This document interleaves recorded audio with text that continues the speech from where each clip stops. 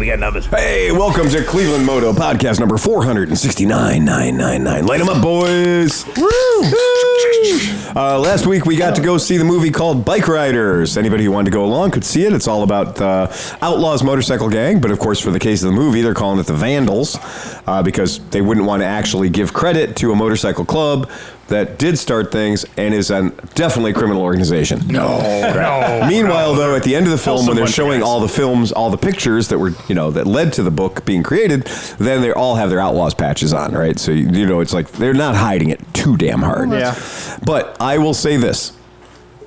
In all of cinematic history, there has never been a moment of gay chicken played harder than between Austin Butler and Tom Hardy. Oh, my. They put their lips so close for so long that it made Sean Noel, our token gay member, extraordinarily uncomfortable.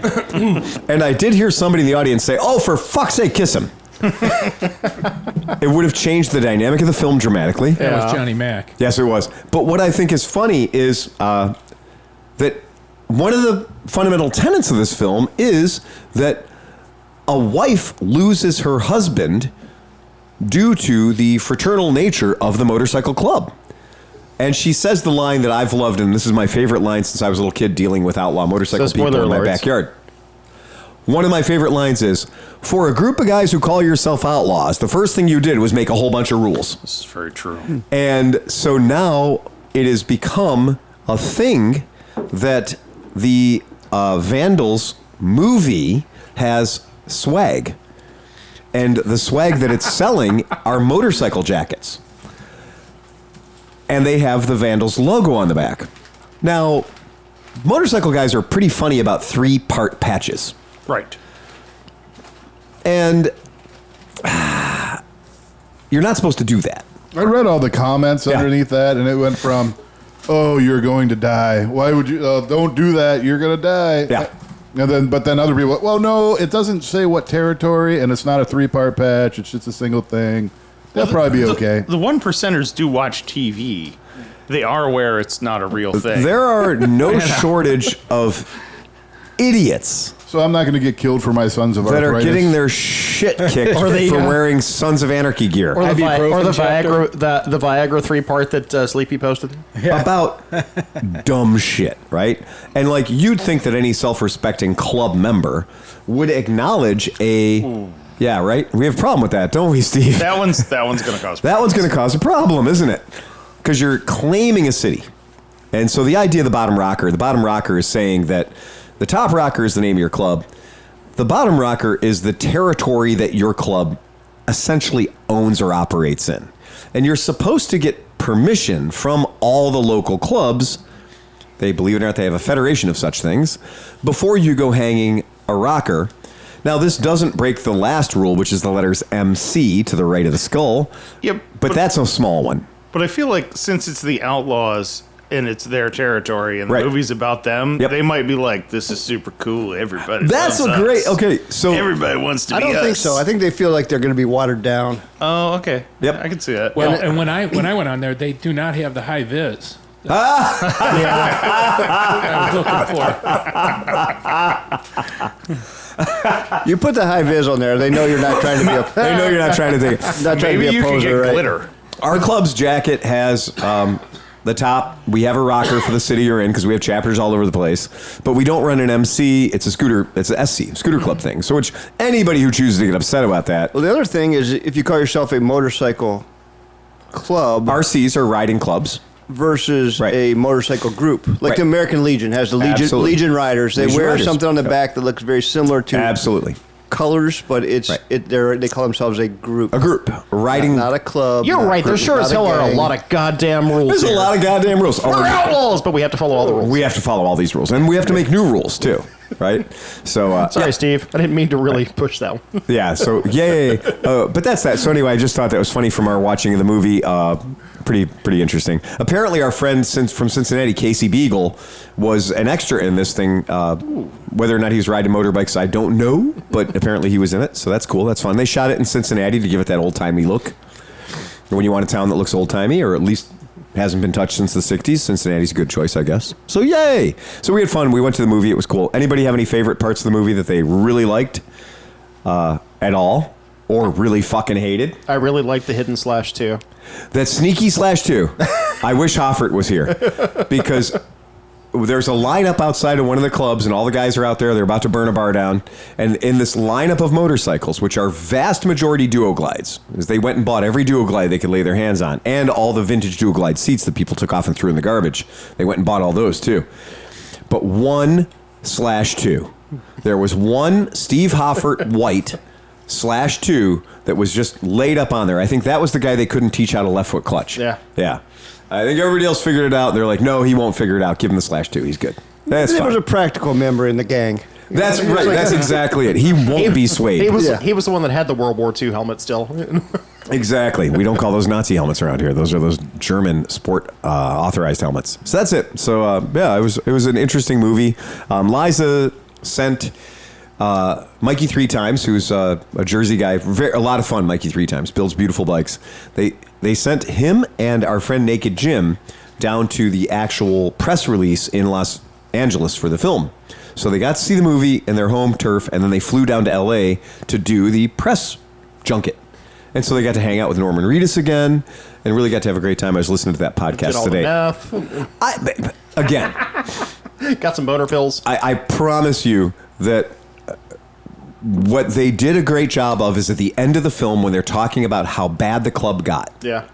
After 1971 or so, and all the corrupt, illegal activities that the gang was involved in, it really did paint a picture of, like, if it could possibly be said, the club had somewhat honest origins. Yeah.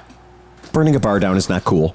But it did have somewhat honest origins, but then it got shit fucking out of control, and it became a militant / crime organization, as you know, as happens. I liked it when he was running from the cops. I think that was fun. because was a good scene. because it started when he started the bike. Yeah. I like seeing him start the bike. I like the sound of that old bike. Yeah. And I don't know, but and then running from the cops, and he got away and everything, and then ran out of gas. See, we're just That is such a running all. That's we're running all the realistic, good parts. too. That's a rookie mistake.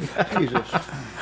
If you're paid for Patreon, you got a spoiler alert on that one. Yeah. So. Oh, really? Yeah, you get a bonus spoiler on that one. I do absolutely love the motorcycle porn in this thing is solid. Yeah, They really did. I liked just the clothing. Yep. I liked the old cars and the whole, all that stuff was worth watching the movie. It really was. And to watch things as they moved on through the 60s and then into the 70s, seeing things that were in my childhood end up, in the film, it's pretty cool. The part that I didn't care for was Elmer Fudd, a.k.a. Tom Hardy. Tom Hardy. Man. Burn the bar down. What can you say about that accent? He's from London, fucking England. Peggy was having me listen to, he reads children's books. Oh, really? And it So was it Peaky Blinders where he plays the? Jewish Shylock / And right. I swear his accent never changes in anything. Like he just it's and Tom Hardy. that's, like Ice that's the Cube. way he talks. Yeah. Well, and I love the whole idea where it's going to be like, at any moment, I thought he was going to say, and what we're going to do is we're going to go to the club, we're going to drink 2 Tree Bears, and we're going to go see the Bears. And I really thought at any moment he was going to start The Bears. the Bears. Right. And I was like, yeah, that's a weird accent. Like, I know a lot of people from Chicago. That's not the accent. That's not what's going on. But it was one of those, Where's that Wascally Wabbit? one of those indiscernible accents where you're like, well, okay, that's what we're getting. So that was it. So It's a good looking pan, though. that is a great looking pan. So were all the bikes in the movie. Well, all the bikes. Phil and I were talking about this. We kind of feel like Norman Reedus got a blank check to go buy all of the bikes that he would want to buy in his life. I think so. Yeah. Like the entire reason for this this movie was Norman Reedus going, you know what? I want to go shopping, but not Right. on my money. Then he is now my hero. Norman Reedus. And also, he also has many, many friends in the Los Angeles area that do motorcycle stuff, and he just gave all of them a job. Yeah. Everybody that has ever touched a motorcycle for the Hollywood industry or the film or the stunt, anybody, they're all employed. This movie guarantees they're all going to get paid. And yeah, factual inaccuracies. Every bike started on the first kick. Yeah. There wasn't a single bike in the entire movie. They were like, we're eating up valuable film time. there wasn't a single bike that got left behind on the ride. And that happens today with BMW rides. Nobody dropped down, had to like adjust the distributor. Exactly. And try again. Nah, never happened. Hang on, I got to pull my plugs. Yes, exactly. Right. None of that ever happened. It was way too unbelievable just on a purely... These are Chicago bikes. These things sit over the wintertime. Can somebody drag start me, please? Yes. Who's got a ratchet strap? Yeah. That was the hardest part to believe in the entire guy. Oh, also, the amount of miles that they covered wearing no eye protection. Yeah. That blows my mind in all movies. I'm like, what? Even like, so the kids on the east side with the dirt bikes? Yeah. I'm like, what? Put some eye protection on. You child. can't ride 1 mile. What is the matter with you? You can't ride 1 mile.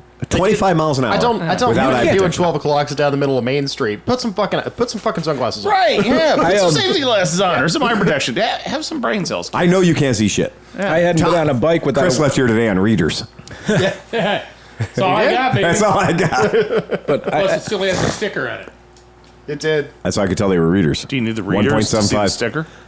I think Cinch has something to Go ahead, say. Sleepy. I was all right, whatever. I was just gonna say, like, I hadn't been on a bike without a windshield in a long time. Yeah. And I didn't realize how even these round glasses do absolutely fucking Useless. nothing. Yeah, Because that's I why- opened my hood or my lid on my helmet, and it was like 2 seconds, just water everywhere. That's in my why you eyes. will only ever see me wearing this style of frames. Yeah. KD figured it out. KD's figured it out 40 Oh, fucking yeah. years ago, 50 years ago. I've been wearing KDs my entire goddamn life. I had one pair of aviators when I was in the military. I was like, got them at the PX. They were super cheap, actual Ray-Ban aviators with shooting loops and the whole deal. I was like, I'm a bad motherfucker. Gold-framed aviators in 1987. I'm the man. And then I jumped on my motorcycle and realized I couldn't see shit. There's sand in my eye. Just useless. Absolutely useless. Put on a pair of KDs for $7. You're good. And they're still like $7 or $8. Oh, we sell them at the shop. We have boxes and boxes of the I need to stop boxes. by. safety specs at work. The, Yep. the sunglasses by Bollé. By none of Yeah, and they're rated. I'm like, yeah, polycarbonate fucking lenses. Yeah, this is perfect. Good gear. All right, so we have two people with us tonight that were both on adventures. Recent adventures. Yes. Well, we should Are you probably talking about introduce Steve? ourselves. Are you talking about Steve and I at band camp? Well, that was both of you guys got the fuck out. Irish goodbye.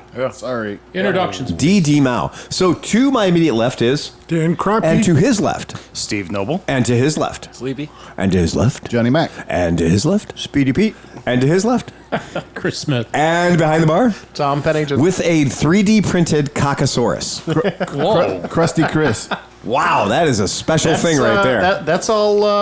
That's all Buffalo. That is some But Leslie, I was coming around turn 2. raging I use of a saw 3D it, printer. and I grabbed it, Yeah. and I brought it back and put it on Sleepy's table. Perfect. And I waved Leslie down later, and I said, Leslie, look, I got, your Penosaurus Rex. Right. Yeah. If you need him back, and she's like, nope. You can Wow. have him. Oh, He's my like, God. Go with God. Penis Holy sore ass. shit. Penis sore ass. That's the Rex. major. The hell with any awards at the rally. I know. That's the major I know. award. I was like, really? I don't care about the raffle now. Dude, that's like 16 hours of printing. That is No. 16 hours of printing. That's a lot That of is printing. exactly and, it. And apparently it glows in the dark. I was going to say, that has the look of glow in the dark. That has Yeah. the glow in the dark thread. Yeah, that is a major award right there. Here, wait a minute. It's behind Johnny. It's behind. Yeah, there you go. Look Johnny at Mac's that. head. Yeah. I like the way they got the proportions just right. That is well done. Like that design is well done. That Yeah. should be on a t-shirt. Yeah, that's pretty And the solid. the googly eyes really. The googly eyes sell it. Yeah, and the sombrero. Yeah, it does. So, what have you been up to? Me? Yeah, Steve. So I've been teaching and wrangling children with MotoGo Cleveland, mostly with my own stuff with KnobleMoto. Yep. I've been making videos, teaching in-person classes. Gonna do online classes soon. Yes. So for all those that need to know how to do maintenance, we're going to do a step-by-step short format video. Should drop hopefully in the next month or so. if Very I cool. Learn how to use editing software properly. But Cinch, as far as cinch. yeah, actually, he's my go-to. I'll help him. Him and the one guy at MotoGo. But yeah, no, we just went down to me and some friends. Ollie, Rich, Charles, Joe, and Paul. All just went down to Deals Gap in the Smoky Mountains. 2 landed down there. It was a good time. Paul's transmission on his Triumph Trophy let go. Oh yeah, 60,000 miles, and the back wheel said, "I'm not turning anymore." Oh, Luckily, it was not mid-turn, but Yeah. yeah. Oh my God. So he's all right. Everything's good. Yeah, everything's good. Yeah, we got it towed home in the whole 9 yards. Uh-huh. Once that all got done. But yeah, man, we spent a couple days down there. Stayed at the Fontana Village. Nice. Drug my foot pegs up and down the drag and the Charahola. On your new bike? Yes, yeah, my lowrider ST. Yep. Yeah. To give you the bike rundown, let's see. Rich was on a KTM Super Duke. Ali rides a KTM Super Duke GT, which is the touring version. That is a touring version. Yep. Paula's a Triumph Trophy. Charles has a R1250 RS, I think is what that thing is. Joe's got a BMW X1000S. Oh, okay. The All right. adventure bike X1000 RR. Yep. Yeah. Good bike. Yeah, cool And I bike. probably forgot someone in there. But yeah, it was a good time, man. That's fantastic. And you were the odd man out. I'm the odd man out. You were definitely the odd man out. Say what you will, they will all vouch for it though. No, the Harley does okay. It does great, especially that bike because it's got the suspension package. Yes, it has right? the suspension and shameless plug. I put a B-Turbo cartridge kit on the front end of it. I have to shamelessly plug them because they sent it to me.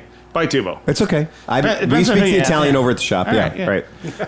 Put a Bitubo cartridge kit on the front end. Thing's Absolutely. amazing now. Oh, it's such a good thing. Inverted front forks on it, dual disc. Took like a half inch off my foot pegs and all the turns. By the way, the Dragon has been repaved, and sexy is an understatement for that pavement. Now, which day of the week were you there on? We were actually there on a Friday, which was surprisingly thin. Really? We were really expecting, because we were going to be there like Friday till noon, and then we were going to head north. With the trophy situation, it didn't pan out that way. So we spent all day there, and we thought, like, oh, man, this is going to be a parking lot. There was hardly anybody there Friday afternoon. So maybe this is one of those things where, like, now everyone stays away on the weekends. Maybe I'm ruining that by saying that on the podcast. Well, you did. I mean, that's lucky. That's I only good. had to illegally pass, like, 5 or 6 people. That's pretty fantastic. And that's on, like, numerous runs up and down the Dragon. Yeah. That's great. So did Killboy take care of you? Yes, got lots of photos. Good. Yeah, got some good. Yeah, Killboy, Dragon Slayer, whatever the rest all of of them is. them. Yeah. Got Every stickers. corner. Every corner, there's somebody with a camera. Yes, hanging off the seat and just Just go have a good send time. them $8-9 for each one. 'Cause Absolutely. What a great Money well business spent. model. Money You well just spent. sit there and take pictures, Yeah. and then people send you money. Yeah, it's great. I'm kind of jealous. Dude, of if that dude was smart, he could like set the camera up and like run it remote, so he could be like chilling in his couch, just like watching stuff. Like, They So- get out there and they get good shots. Yeah. There was like 3 different guys just for like Killboy. Killboy's got a yeah. ton of photographers So now. I would not be surprised if he has one of them that was automated. One of them was like up on a hill on a U-turn. Oh, really? So I didn't really get a good look at what they were going on, but it it's might like be a automated. motion detector. So as soon as anything that comes through is just snap, and puts it on the website. Hey, If you're listening, buy as many pictures as you need want, some- man. They'll make more. Right. That's it. Yeah. Very cool. So that's good. So how many days were you down there?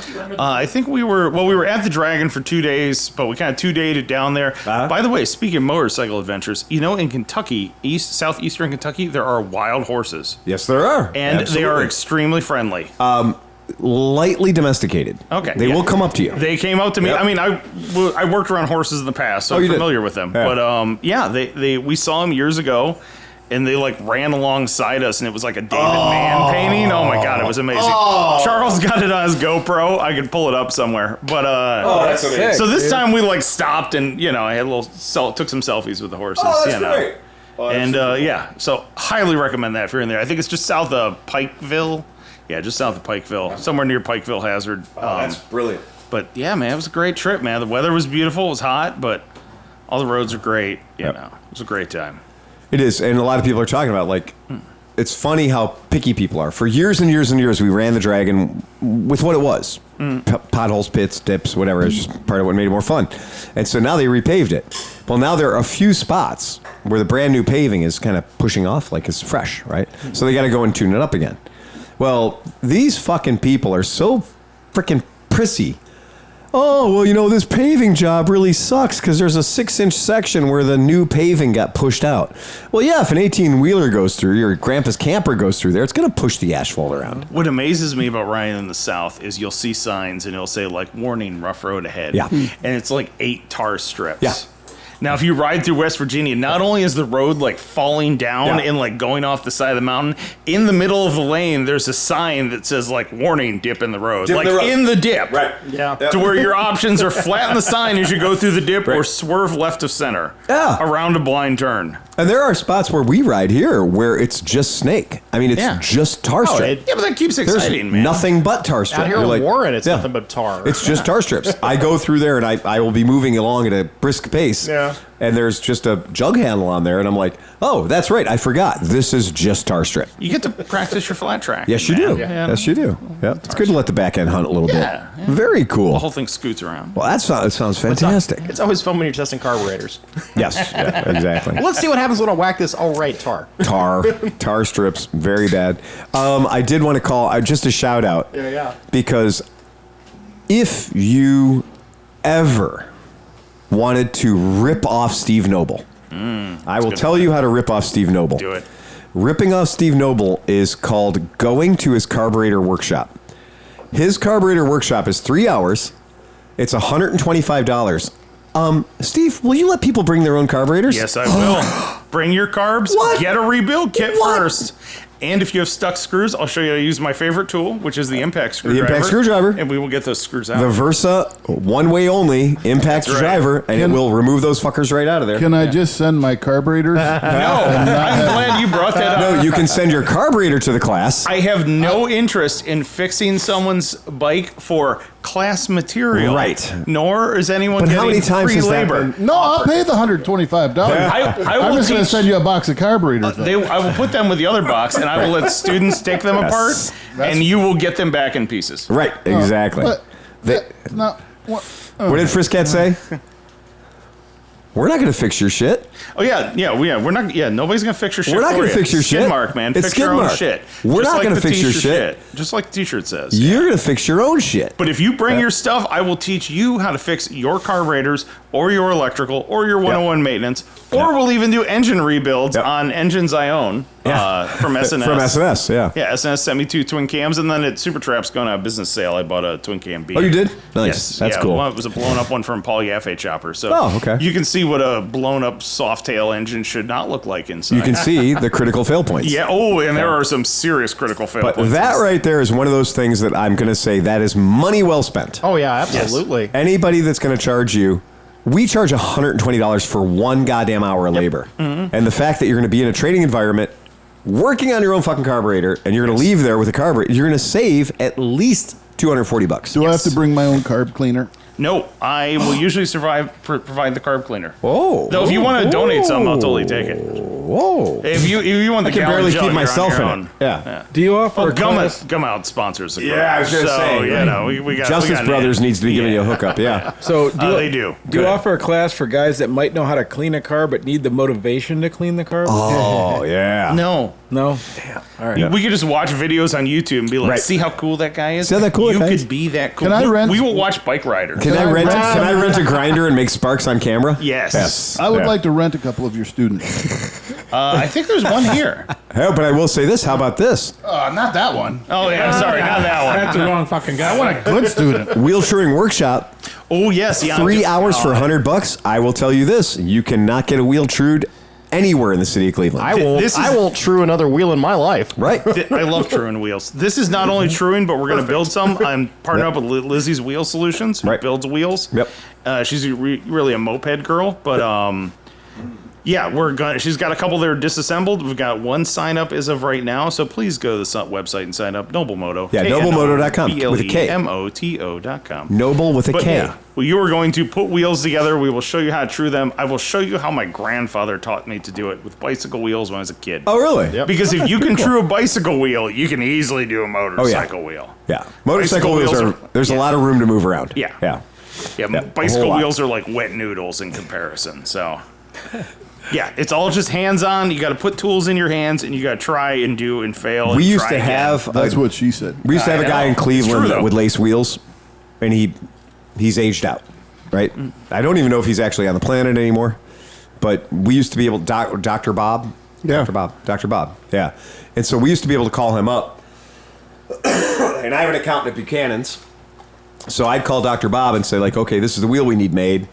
You know, I'd need a 16-inch Sportster wheel set up with a spool for a CB750 or whatever. And rather than do it myself, I called Dr. Bob, and he would just literally, he would call Buchanan's for me. He'd order all his own shit on my account, God bless him. And then, like 7 days later, he'd be like, "Oh, your wheels are done." And I'm like, was he "That's doing amazing." them, or was he having Buchanan do them? And No, he was doing a them. surcharge. Oh, okay. Yeah, Yeah, sounds he'd like do he it. ordered supplies. Yeah, he'd do them. I mean, Buchanan's a good go-to, man. That's Buchanan's my a very good resource. It's kind of a lot. Like Like I he said, was only charging like $40 or something. That's the Jesus trick. Christ, I'd send him that. Yeah, I he mean, was it's $40. it's totally a lost art, and it's something nobody does because they're like, well, when's the last time anybody else had a truer wheel? That's right. But if you want, like you were saying, you want to lace up something to a CB750 for a cafe racer. Yep.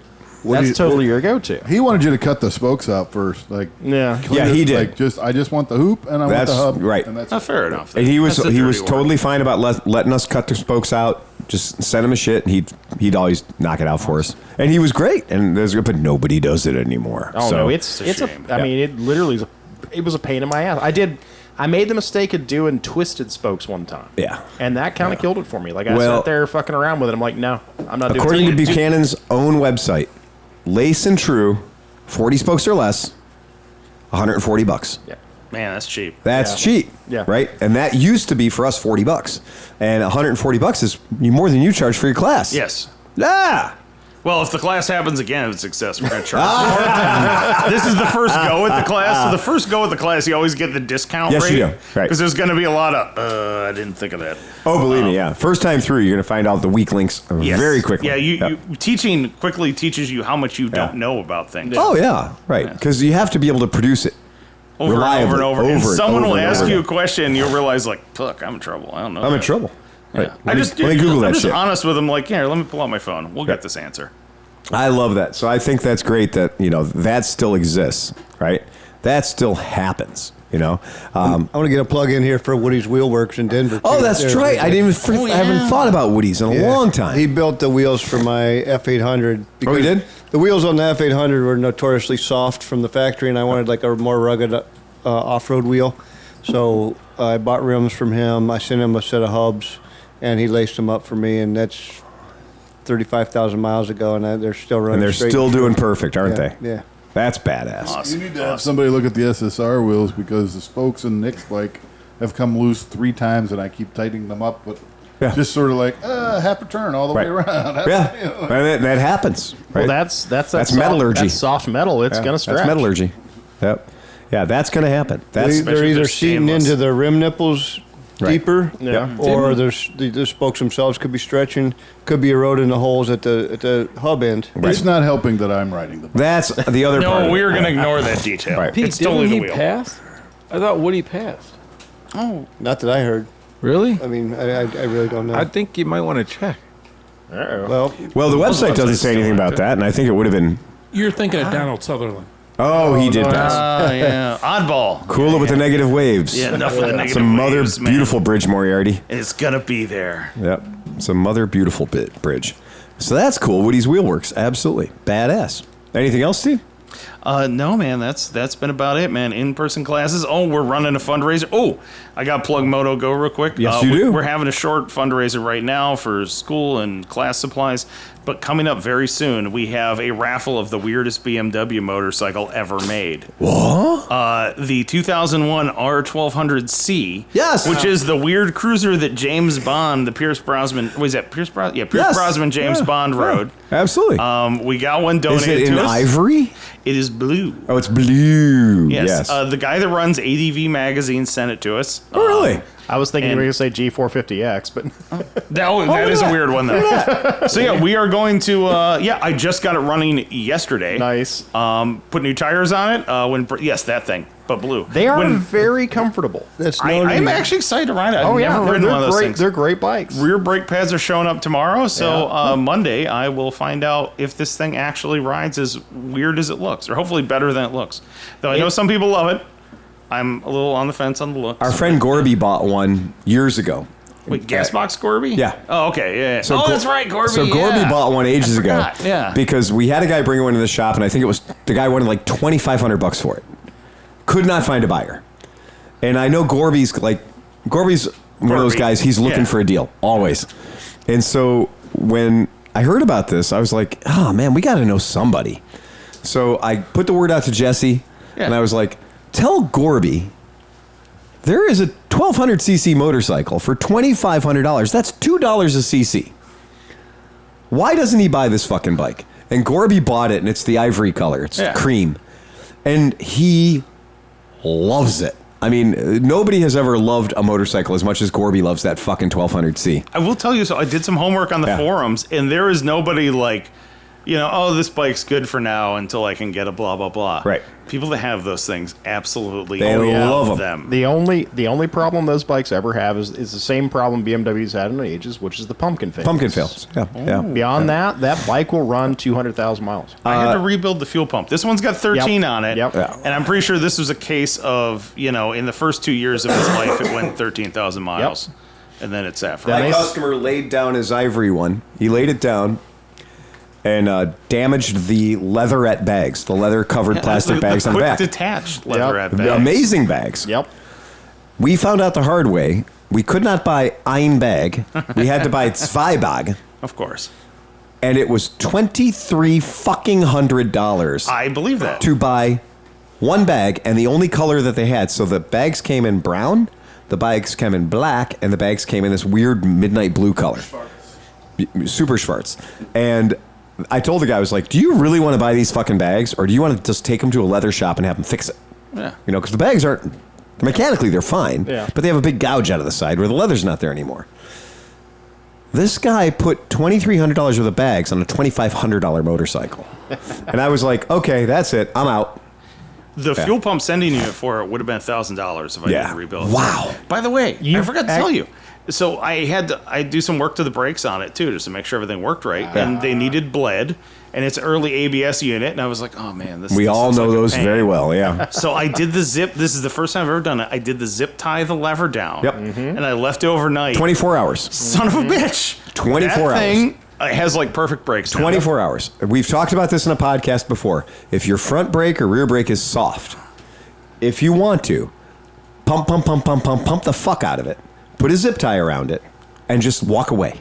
I will didn't doubt automatically it, but self-bleed. oh my god. Yeah, it will automatically Like I've done the self-bleed. recompress the pistons that way, or like backwards bleeds it, but I've never like just zip tied it and walked away. And it not only did it work, like it worked really, really well. Which is funny and I because- didn't have to wear any brake fluid.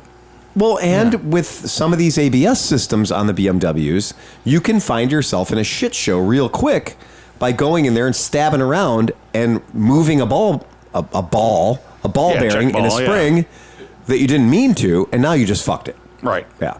Because that is the weak link in a lot of these motorcycles. It's the reason I don't buy a lot of R100 RSs and that kind of stuff. I've had a bunch of R1200 RTs and RTPs, but when that ABS goes away, that can be a real fucking problem. Right. Yeah. Real fucking problem. So yeah, so there you go. So you're giving away Well, we're gonna raffle it. Yeah. So I don't know how much tickets cost. You'll have to follow MotoGo Cleveland. That's MotoGo That's Cleveland. fantastic.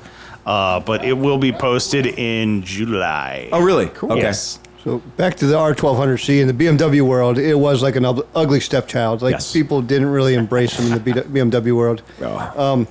But they're referred to as chrome heads. Chrome and heads. the one picture that showed That's why I pulled it up. the head is chromed over. So, Yep. you know, you have your oil heads, you Oil have heads, your air heads, and heads, chrome heads. wet heads. My Chrome head. If you my favorite version is actually the touring bike that has the hard plastic bags Yes. and the big ass windshield. That's right. That's exactly right. And that's a hell of a bike. Oh, it is. It's a hell of It a is. bike. And because, like you said, they're not really well accepted. They're cheap. They're pretty cheap. But you know Yeah. what's weird is unaccepted as that bike was, somebody made, like, I remember having in my motorcycle basement a like 12th scale model of it, you did? or Oh, a yeah. 6th scale model or something like. BMW went real big on that bike. Yeah, like like- this was the next generation. Oh, BMW's going to own Harley, and they built this bike, and everybody went, It was their first attempt to crack the cruiser market. "Yep." It was like it was designed by someone who had never ridden a cruiser before. Also true. Visually, I mean, it might handle great. I don't know. I can't by speak a on that. German that wanted to own a cruiser. That is a And good went, way you know to what? put We're going to make a cruiser, but Put- we're going to make it the German way. put Das Monoshock in the back so you can see it. What were like the older Moto Guzzi Californias? Like nobody really liked those. Yeah, the 1100s. Yeah. Like, Yeah, the Cali 1100s. Great they, bike. They were death by the shape of the gas tank. Yeah. Coke bottle gas tank. The one of the things that I've always thought was pretty interesting about the R1200C in general was the passenger pad. In order to make it a true cruiser, they had to commit an act of violence against the passenger. So they literally put the passenger pad. They made sure it was a bitch pad. They went out of their way to make a bitch pad. Do you know it flips up and it's also It's a a lumbar backrest. support? Yep, it's a backrest. Yeah, it's a That backrest. blew my mind. And those weird crash bars double as highway bars for your calves. Yeah. It's really kind of channeling the VMAX, isn't it? I good call. Good call. I could Yeah. see that. I could see that. And it's the GS motor, so I'm sure it boogies. Yeah. Oh, I'm absolutely certain of that. But yeah, it was one of Like, those in that motorcycles. color, I don't think I mind it. Like, that looks all right. Well, the one we're raffling's royal blue. That color on the screen is not bad. Yeah, still a bit of mist. They came in like It looks like a aubergine fucking robo and- fish. Yeah. Look at the, like, Knable mist. it looks like a little fish game. Like, with the gas tank and the Okay, thing I and the guess it- mouth just chewing. The funny thing is, as a motorcycle person that thinks about motorcycles, you're like, okay, well, we know that it would take more leverage than any person in this room could develop to bend 7/8 inch handlebars. And yet on this motorcycle, the handlebars, the grips are so falsely overinflated that every piece of chrome that your human body interfaces with has been put in the expanderizer. It's like unnecessarily girthy. Every Yes. part of it. And you're That's a like, good come way to on, you describe didn't that. need to do that. But it's You the know? Germans. They had to overbuild. It's did. got like apes, but they're pulled back, so you steer it like a Yes. tiller. You do steer like a you tiller. know? Yeah. And it has of course, it has the BMW front end system on it, the telelever, which you cannot make a telelever look classic There's and cruisery. No, yeah. you can't do that. It's It might still a function telelever. well, but Yeah. that's a love or hate. It's still a thing there. telelever. It is. I promise you. But yeah, this is an interesting motorcycle. That's that function over form. it, that is. it certainly is 'Cause functional. it works for. well, but Yeah. a lot the looks could be divisive, especially on a bike like this. So, Yeah. So if you're an engineer wanting to get into motorcycles and you want a really cheap intro and you're like, I really, really like engineering porn, Yeah. Yeah. this is the bike for you. Yes, absolutely. If you want to tell all your engineering friends about how weird and amazing this Yes. thing is, Yep. Yeah. this is your bike. Yeah, about every 6 inches on this motorcycle is something that was designed specifically for this motorcycle. Oh, yeah. Where exactly is the rear fender attached to it at? There is a weird structural, like Ducati-looking trellis subframe if you can that goes ta- underneath the seat, If you and can it take goes that seat down off. to the shaft drive and the passenger pegs, and then it goes up the rear fender. Yep. Yeah. It sure does. If you can take that seat off, but you have to every freaking time you work Every on the time. bike. Every single time. Yep. I promise you, I've changed 2 tires on the back of this vehicle. It is one of the most hated things in my life. And, you know, with BMW, you don't have to put tubes in them, right? Right, yeah, So with the rimless BMWs, they're spokes, or tubeless. tubeless they're spokes, tubeless, yeah. they're great. But they chose such a fucking giant, ridiculous, meaty back tire, like from the Street Rod catalog. Yeah, it's like a 180. It's massive. But the sidewall is also like a 90, Yes. right? Like a 100. Yes. So the sidewall is massive on this fucking thing. Well, it doesn't clear the fender. Right. There's no way that you can get the wheel off or get the tire on or do anything on this bike. I've done them on R1200s. I've done them on R1200 RTs, RTPs. Generally pretty fucking easy to get a back tire off. This thing, fucking unholy nightmare. Also, the lowest part of that entire bike is the exhaust. Yeah. And I mean, it has this giant Yeah. crossover in it, which Yeah. could be a whole nother exhaust itself. Sure it could, So yeah. you have to build this contraption with 2x4s that goes to the frame to pick the rear end up, because you can't pick it up by the swing arm, because then you won't be able to get the tire out, as I learned the hard way, because And the you can't tire pick will it up go by up the inside exhaust the either. fender. Yeah. Yeah. Well, it's a German bike. The exhaust was probably strong It's enough. structural. Yeah, 2,000 pounds. It was Yeah, luckily rated. MotoGo shares space with a woodworking shop, Yep. so we put So our built heads up. together and we build a one-off lift just so I Nice. could get the rear wheel off the thing Oh, to put a wow. tire on it. Yeah, it was a kind of a crazy bike. And Yeah. it's like a 4-bolt stud, so you're like, oh, cool, this is going to come right No. off. This is quick change. Wrong. No, it is not. No, it it's is not. quick unbolt. You can get the bolts off pretty Right, easy. and then the wheel now moves get the around, wheel off. but it's still there. Now get the wheel off. Yeah, yeah. I've found that out with that one too. I quoted the guy like 2 hours to change his back tire, and 4.5 hours later, I was like, I'm never doing one of these ever again. It's a fucking nightmare. Yeah, you know, it has a fluid level sensor on each brake reservoir. Wow. I will never That is complain. insanely complicated. Yeah. Why the Europeans are such terrible electricians, I don't know. Yeah. I text my buddy about it, it and would he said, never need to be there. he said, well, that's why the British love warm beer, because Right. the refrigerators are made by Lucas. Yeah. But the unnecessary complication. That is very overly complicated. My Moto Guzzi V50 Monza had no less than 14 bulbs in this large plastic display between the speedometers. And when I bought it, 3 of them worked.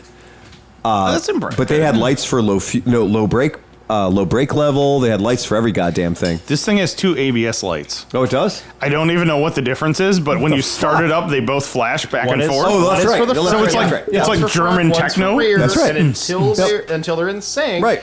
they flash. They flash. Yep. Really? Yep. Yeah. That's absolutely Okay, so true. hopefully Once they you're above, turn out once you're when above I... 10 miles an hour, it should stop flashing. If it doesn't, you have an ABS failure. Right. We're That's still right. raffling off. Yeah. If somebody's Well, on that's their fine. own. That's right. Nobody ever raffled off the great bike. Yeah, right. Hey, we're all about fixing it up. So it's MotoGo. Support true. the children and fix it Steve, yourself. Steve, as a dyed-in-the-wool BMW guy, I will buy a ticket. However, if I win, I don't want the bike. Yeah, there you go. That's a move. If it's a running bike, it's better than half the raffle Right. session. This is true. Well, Yep. we always try to raffle off running bikes, even if they need work. Right. Because otherwise they get donated back, and then Yeah, I have to never deal with picked it up. again.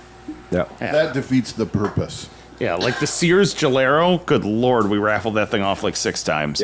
Keeps counting. Nobody will pick it up. It just keeps coming back. Somebody Call didn't, Larry. somebody didn't take the Harley Electric Glide. Actually, we raffled that one off twice. You're kidding. That was a nice bike. It is a nice bike. Yeah, I rode it around. It was a nice bike. There's nothing wrong with that bike. Someone took it this time. Yeah. Okay, they did. All right. Because that's actually a nice bike. I like that that was bike. that was a lot. nice touring bike, man. It was a good bike. Yeah. Yeah. I That's, dropped it once. It was really, really heavy. Yeah. Bill Murar came into the shop today. Dropped Oh, his yeah. V85. His V85 Nero Gada, like the Black Guard edition of the V85 motorcycle. He actually just took my electrical class. He did. Yes. Yeah, he's a good guy. He's Yeah, a I solid like guy. Bill, yeah. Good, And, he owns a Guzzi now. well, yeah. He'll need And so he, yeah. But what I thought was funny is I was like, so, you're retired, you got smart, you sold off all your bikes. And he goes, no. And I said, what do you mean no? He goes, well, I tried. And I said, well, what happens? He goes, well, one of our friends passed and left something like 21 motorcycles for his wife to dispose of. 21 motorcycles. 11 of them are just frames and wheels. There's 40-some goddamn totes full of miscellaneous parts. What part goes with what? I guess you have to find a Allstate/Gilera specialist to go figure that shit out. And he did. He got it. He bought all of it. Well, he is the Allstate Gilera specialist. Always has been. Yeah. But at some point, you got to go, if I do one a year, I'll have to be alive for 140 more years, right? So it's not like I'm already looking at my exit strategy of like emptying my warehouse. Right. Right. Yeah. That's just something for me. I mean, my definition of ecstasy is going to be when I've got like 5 bikes and they Right. all run. Makes complete sense. Yeah. It's just what we do. I don't like having more than like 2 project bikes around, because every time I see them, it's like, here's something else you need to do. Yeah. Well, I'm well beyond that. Pete, tell us what you were up to last week, my friend. I was in the Pacific Northwest. I flew out to Seattle. I have a good friend that lives in Seattle who's originally from Northeast Ohio here, and he's got a garage full of bikes. A lot of CT90s. He's got a Honda Monkey, KTM, EXC 500. I forget what else. But our plan was to ride a vintage Honda CT90 with a Piranha 140cc motor and the Honda Monkey down to Redmond, Oregon, which is just north of Bend, for the BMW National Rally. I saw some of your pictures on Facebook. That looked pretty cool. Did you? And that wasn't that where you found the car? Yeah. Broken tie rod car in the middle of nowhere. Yeah. So we rode from Seattle. I flew out on a Thursday, and on Saturday morning we jumped off on the bikes from Seattle, and rode about halfway down on hard roads, maybe 100 miles, and then we're going to get on the Washington BDR section from Packwood, Washington, down to Hood River, Oregon, which is right on the Columbia River there, and We got about halfway down, and we came into some deep snow that hadn't melted off from the winter yet.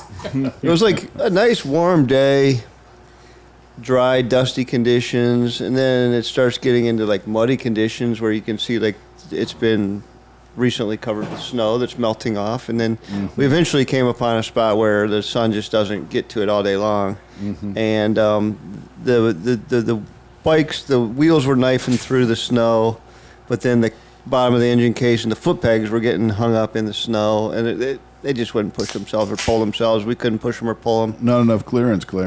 Exactly. So I walked ahead about close to a mile. This is after slogging through a couple of pretty deep snow things, thinking it's going to get better. Well, it was only getting worse, and then came to a point where I like walked ahead about a half mile and said, for the foreseeable future, this is bad. And so we turned. Carry the bikes. Yeah, we turned around. Just because you can carry them doesn't mean you really want to carry them. No. We turned around, and the workaround was about 60 miles out of the way, I'm going to say. Backtracking, finding a decent road that we could. And when we got back to where we worked around, we were only about a mile, maybe 2 miles from where we'd given up. So we had to go 60 miles to go 2 miles, basically. Oh. And we were beat. It ended up being like a 300-mile day with 200 of it being off-road. Ooh. And we got down to, we stayed at MotoGo. If anyone doesn't know, MotoGo makes soft luggage. Call it soft luggage for hard travel. But they have a camp there. It's on Bates Road. They call it the Bates Motel. And you can they have like a platform there with a big tent on it. That's, a pretty decent, like permanent tent on this platform. And they have an outdoor kitchen. You bring your own food. You can cook there. They have a shower, outdoor shower and stuff there. So that's where we spent the first night. And then we ran into some guys that were heading north on the same trail that we were heading on. And they gave us some recon for where we were heading. We gave them recon for where they were heading. And then the next day, we ended up making it all the way down to Bend, where we knew some people, and we ended up staying down there in Bend for 2 or 3 days. But the good thing was we were able to offload all the luggage off the bikes, and we just did like day trips out of Bend there for 2 or 3 days until the BMW convention kicked off, and then we went up to the BMW convention and spent 3 days there, saw some friends, and we rolled in like a couple of doofuses, like clowns pouring out of a clown car on these old Hondas amongst all these, $30,000 BMWs and stuff. And there were 6,000 people at this fairgrounds we were at. But could they tell really quickly? Did they give you like a sniff and go, "Oh, okay, he's one of us"? Yeah, we passed muster. All right. But of the 6,000 people there, I did see one R1200C, as we just discussed. But they were too busy shunning that guy. Yeah, they were making fun of that guy. An accurate distribution. Yeah. 1 for 6,000. But we had a good time getting down there. We had a couple of equipment problems. We had some parts shake off both the Honda Monkey and the old CT90, like exhaust manifold bolts. A new Monkey? I mean, well, my buddy had replaced the exhaust. I don't think he maybe got the gasket seated in the head when he tightened the flange. So the bike was getting loud. So it was a new Monkey though. We ended up having a handful of nuts and bolts in a toolkit, and we ended up getting that put back together. The rear racks on the Honda Monkeys are a challenge because there's not a lot of good solid mounting points. Fine for going on the road, but when you start off-roading them, the weight is cantilevered back on these racks. And we destroyed a rack that it's the second rack I've destroyed on a Honda Monkey, trying to use it off-road because you just get bouncing around and it just eats up the rack. I will add in, I did a ride with Pete, and if he's on the Honda Monkey off-road, he's riding it like a demon. So, he's definitely putting through the paces. And that's a lot of weight hanging way back past your potential mounting points, right? So all the racks mount to the upper shock mount bolts. Right. And then there's 2 mounting points right under the rear of the seat. But everything from the seat rearward is cantilevered. Right. And is that the T-Rex rack right there? Which rack is that? This is the T-Rex, yeah. Yeah, that's the first one I destroyed on my bike. The second one, my friend in Seattle is a engineer for PACCAR trucks, and he engineered a rack that he said this is going to work, and he made it, and it failed to. Oh man. We were going to version 3, and I think we've got the problem solved. But so when the rack was failing on the trail, after detour and stopping to reshift the load and everything, we took the whole weight of the rear pack and slid it forward, so it was taking up the rear third of the seat. Right. Well, That's not a lot of seat. Uncle Pete's a little bit, he's 6 foot tall, and to sit on that front third of that seat was not real comfortable. No. So, that's the way I rode for the next, I don't know how many 100 miles. Oh, man. But I had to share the seat space with the rack so that the weight was being supported by the seat and no longer by the rack. That's awful. Yeah, That must have been nerve-wracking. Yes, it was. And then the CT90, we were getting flat tires on the rear. We had to replace a tube twice, I think. And then we finally figured out what it was. We picked up just a little bristle, like it looked like an eyelash, but it was made out of steel. One whisker out of a wire brush or something. It's what it was, exactly, yeah. And there was only about a 1/16 of an inch of it poking through the carcass of the tire. So even when you ran your hand around the inside of the tire to see what was in it, it wasn't apparent. The only way I found it was a real bright sunny day, and I was looking at the inside of the carcass of the tire in the bright sun, and I just caught like a glimmer of it, and we pulled it out, and that was the end of that problem. But we had changed the tube 2 or 3 times at that point. Terrible. Yeah. Hate And what we thought the problem was with the rims were on that 50-year-old Honda were like rusty and the chrome was flaking off, and I thought like little flakes of chrome were getting inside the tire when we were spooning the tire on. Yep.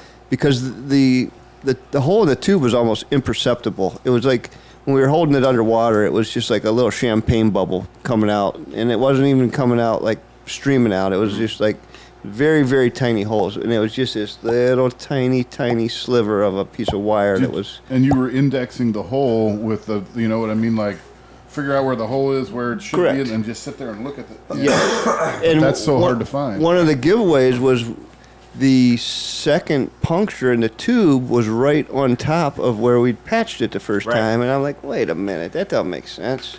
And it would hold air for half a day, a couple 100 miles, and then we would leave it sit and we'd check the pressure. We were running like 35 pounds of pressure. We'd be down to like 20 pounds. Yeah. And we're like, where the hell is the air going? I thought it was coming past the valve stem, all kinds of stuff, and we finally solved the problem, and that was the end of it.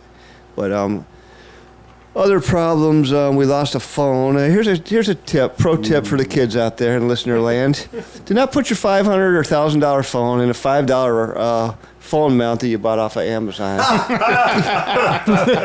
Get yourself a decent phone mount, and especially when you're off-roading, because I've seen numerous phones come off of mounts, and either the phone gets destroyed or it just gets lost and never found again. Yeah.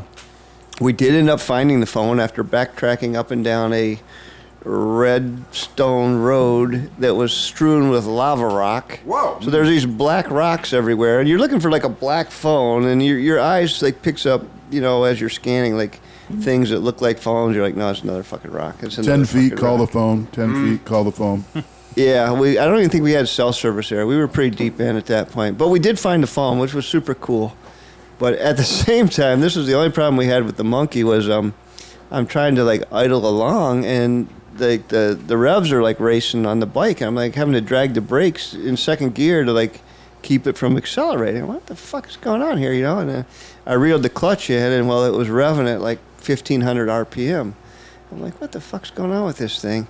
And long story short, a tiny stone had found its way into the cable where the throttle body, operates, and Really? it was off. It was acting like a fake stop in there. It was keeping the throttle partially on, and I flicked that little rock out of there, and it idled right back down where it was. But Was that a Honda part? Yeah. No. Yeah. But so It's part number ST1. if you look on this bike here, there's got the big plastic thing under the gas tank in the front. That's all covered in the air box and stuff. My buddy had modified the monkey that I was riding, and he had put a new intake on it. and he had eliminated the air box and put like a external, exposed air filter on it stuff, which also exposed that throttle body. And I mean, like you said, Steve, we were off road, we were railing them pretty good, and it was just a freak thing that this rock found its way into where it was. But that was the only thing. And I will say we had upgraded suspension on the Monkey because you don't have a lot of travel there, but it had Öhlins suspension, front and rear, and I can't say enough about that. It really tamed the bike down, and it felt great on the rough shit we were riding on. And being able to put the preload on the shocks, which you can't do on the stock ones, really helped with carrying the load. And when I did get rid of the load when we got down to Bend, I took some of the preload out of the shocks, and man, I think it just really felt great. What does it cost? What does it cost to put a set of Öhlins on a Monkey? The rear about $500 for two shocks. For two shocks. And the front fork kit, it just comes with new damper rod assemblies and valving and springs. Okay. And I think I did the front on mine. I have not done the rear yet, but the front kit I believe I got for $229, $249, somewhere in there. So you're leaving all the hardware from Honda. You're just putting valving in it and different correct rods with and different springs. Yep. Yeah. Okay. But I also will say I've That's done. good. I like that they use the Showa components. That's great. I have done a number of fork upgrades from DR650s to my BMW to TW200s. The Monkey, far and away, the most difficult to do the front. Really? It was a major pain in the ass, yeah. But it was worth it.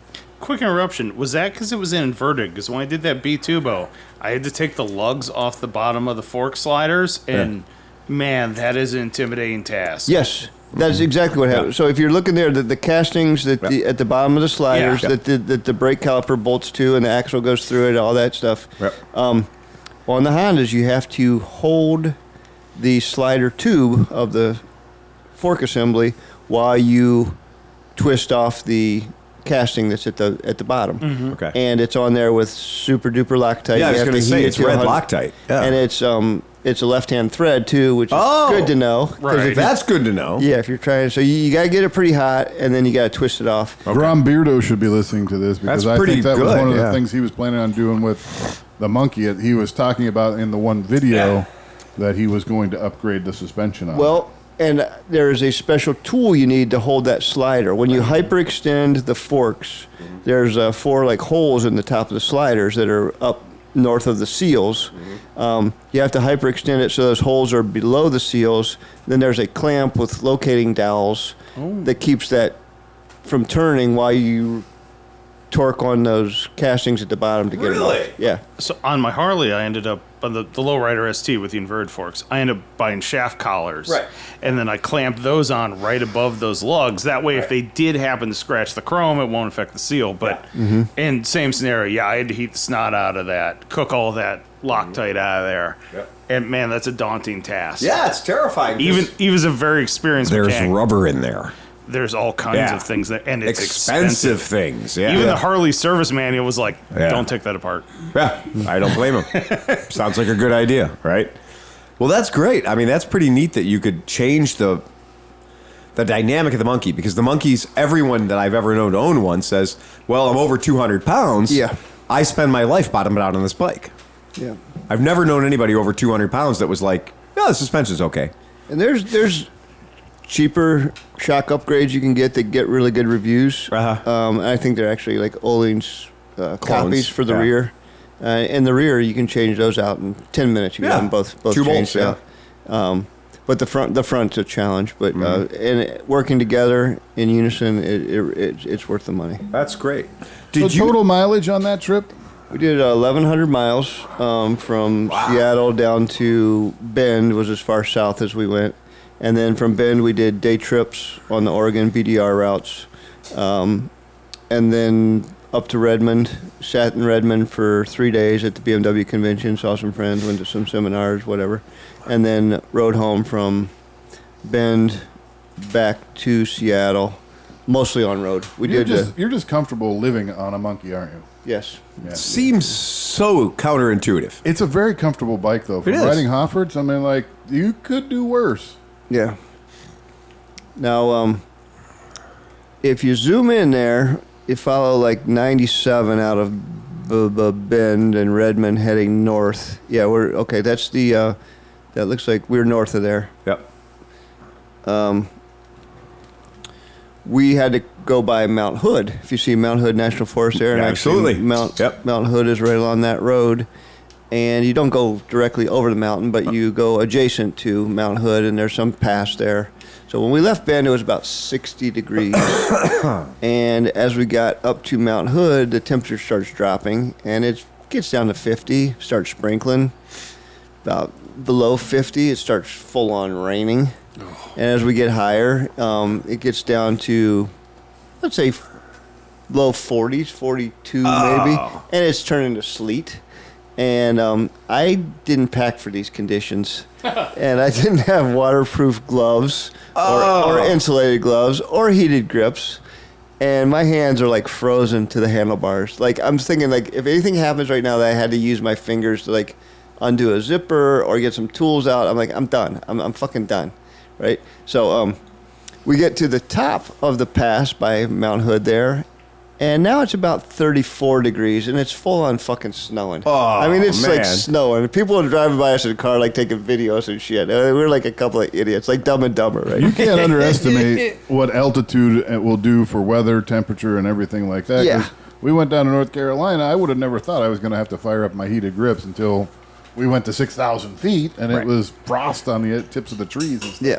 It was 90 when we were just down there. It was 90 degrees down around Knoxville. My visor was fogging up on the Cherahole Skyway. Yeah. Like same day, just at 6,500 feet. Yeah. That was the other thing. Yeah, that's what we were about 6,500 feet going around Hood there, and we're getting like the snow's starting to accumulate on the visor, and like my hands are getting iced to the handlebars. But the ground was still warm enough. I told my buddy, I was like, if there's like ice accumulating on the ground, we're gonna have to stop because we're gonna go down. It's inevitable. But we were icing up, but the ground never iced up, and we got over the pass. And as we headed further north towards the river, obviously the river's at sea level. Right. By the time we got down, it was 20 miles in a steady downhill from the pass to the river. It was 60 degrees when we got back to Hood River there, and we got a hotel that night. I'm like, fuck this, I got to dry off and warm up. Hell yeah. That's the night you spend the money on the hotel. And then, well, actually we didn't, because I had a voucher from, I'm a member of a rewards program for various hotels. And I had a free night stay. It was at good for the Best Western, and I'm like, Oh, really? There's a Best Western there, and it's we had stayed in Cascade Locks, which is just a little bit west of Hood River there, and we got dried out, got warmed up, and then the next day we headed north from there, and there's a road there directly out of Stevenson, and there it is, Carson, if you go to the, right there, yeah. That road right there, closed in winter. Oh, really? And we're like, it's June, it's not winter anymore. So we went about 15 miles up the road, and we come across a little like store selling like fishing lures and maps and whatever, Slim Jims and shit. And we stopped, like, hey, let's stop and see if they got any local info. And they said, oh, yeah, that road's still closed. They had a washout over the winter, and there's a landslide. I was like, well, what are the chances you can get a couple motorcycles by it? And they're like, well, a couple guys went through last week. Never saw them come back. So either they're either still up there or they made it through. I don't know. And that's that Wind River Highway? Yep. Is that what that is? They call it a highway. It's not a highway. It doesn't look like a highway. It looks like a fucking two-lane. It was a two-lane, absolutely. Yeah. And here's where it got good. So as you go following the Wind River north there, which is a definite shortcut, probably cut 50 miles off of for fuck's sake, it's Trout Creek's Greater Swiss Mountain Dogs. Okay. That gives you an idea what you got going on there. I missed them on the way up. The trailhead for Whistle Punk is right there, too. All right. Yeah. Oh, I saw them. How could you miss that? Yeah, saw that band. Yeah. the lady at the Slim Jim shop tells us, like, you're going to hit a gate in about 5 miles, and she said about 9 miles past the gate is where the road is out. I mean, perfect local information. Okay, Just that's what we're great. looking for. Yeah, that sounds legit. We get to the gate, and it's like 6x6 quarter-inch thick square tubing, like big, heavy-duty gate. Yeah. Like you're not going to move it or anything. But we were on little bikes. We were able to get around the gate. They had boulders like on the side, but we were able to squeeze between the boulders on an off-camber like hill and get back on the road. And then I tell my buddy Jeff, I was like, this is perfect. We're going to have like no traffic. We can just ride. And so we ride north there, and just like she said, 9 miles up the road, we come across this big washout, and we were able to tiptoe through it. And you did? It wasn't too sketchy. The sketchiest part was there was trees down. Because you're in Mount St. Helens National Park here. Oh, yeah, we went right by Mount St. Helens. Okay, yeah. I mean, that's and pretty then fucking tight. Then we went right by Rainier there, too. It's all the same place. And then basically once we got off that road, we were kind of home free. It was another 100 miles up to Seattle. But like altogether, it was 1,100 miles, no real. I had one small tip over at one point, but I wouldn't even caught a crash. I had one rodeo ride where I was going up a hill, and things started to get a little loose on me. It was bucking left and bucking right. Stay and on everything. And I did. I got it under control. Got the front wheel back on the ground, and my buddy was like, "I thought you were going down." But, what else do we have? Did you guys change bikes? So one guy was on the trail, or one guy's on trail 90, the other guy's on the monkey. Did you rotate? We did at one point. We were on the BDR section just south of Bend. There's a section they call the luge, and it was just like being in a luge track. I mean, really? Like riding in this like valley, and it's just like left, right, sweeping turns. They had like rain cuts that were like little ramps. You could just kind of get real light going over. So we switched bikes down through there, and both of us rode the other guy's bike for about 20 miles, and we're like, give me my bike back. So we both wanted back on the one we started. I think that's pretty funny, because I was trying to figure out. I'm sorry. Go ahead. I've done a lot of cross-country weird trips, and usually, 2, 3, 4 guys. The sneaky formula is you're riding 4 different bikes. Yeah. So you get longer endurance because you're not riding the same stupid fucking riding position all day long. Yeah, new pressure points. Yeah, for sure. Yeah. I could see that. The CT was more comfortable. You're a little more stretched out on it. But I just preferred the monkey. Maybe it's because it's what I'm used to riding here. I mean, what does better, a 140 Chinese motor or the Monkey 125? I mean, the 120. Good question. The monkey was a little bit more sure-footed with the wider tires, and the throttle was always like spot on. Fuel injection, very linear.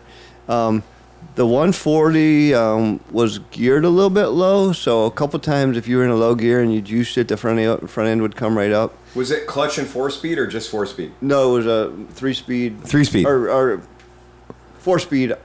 Click-o-matic. Semi-auto. Yeah. Yep. Mm-hmm. Right. My Buscadero, basically. Buscadero, same thing, right? Yep. Yeah, and that's carbureted, so the altitude changes are going to play hell with you. We didn't have major issues, but it did act up a couple times. Yeah.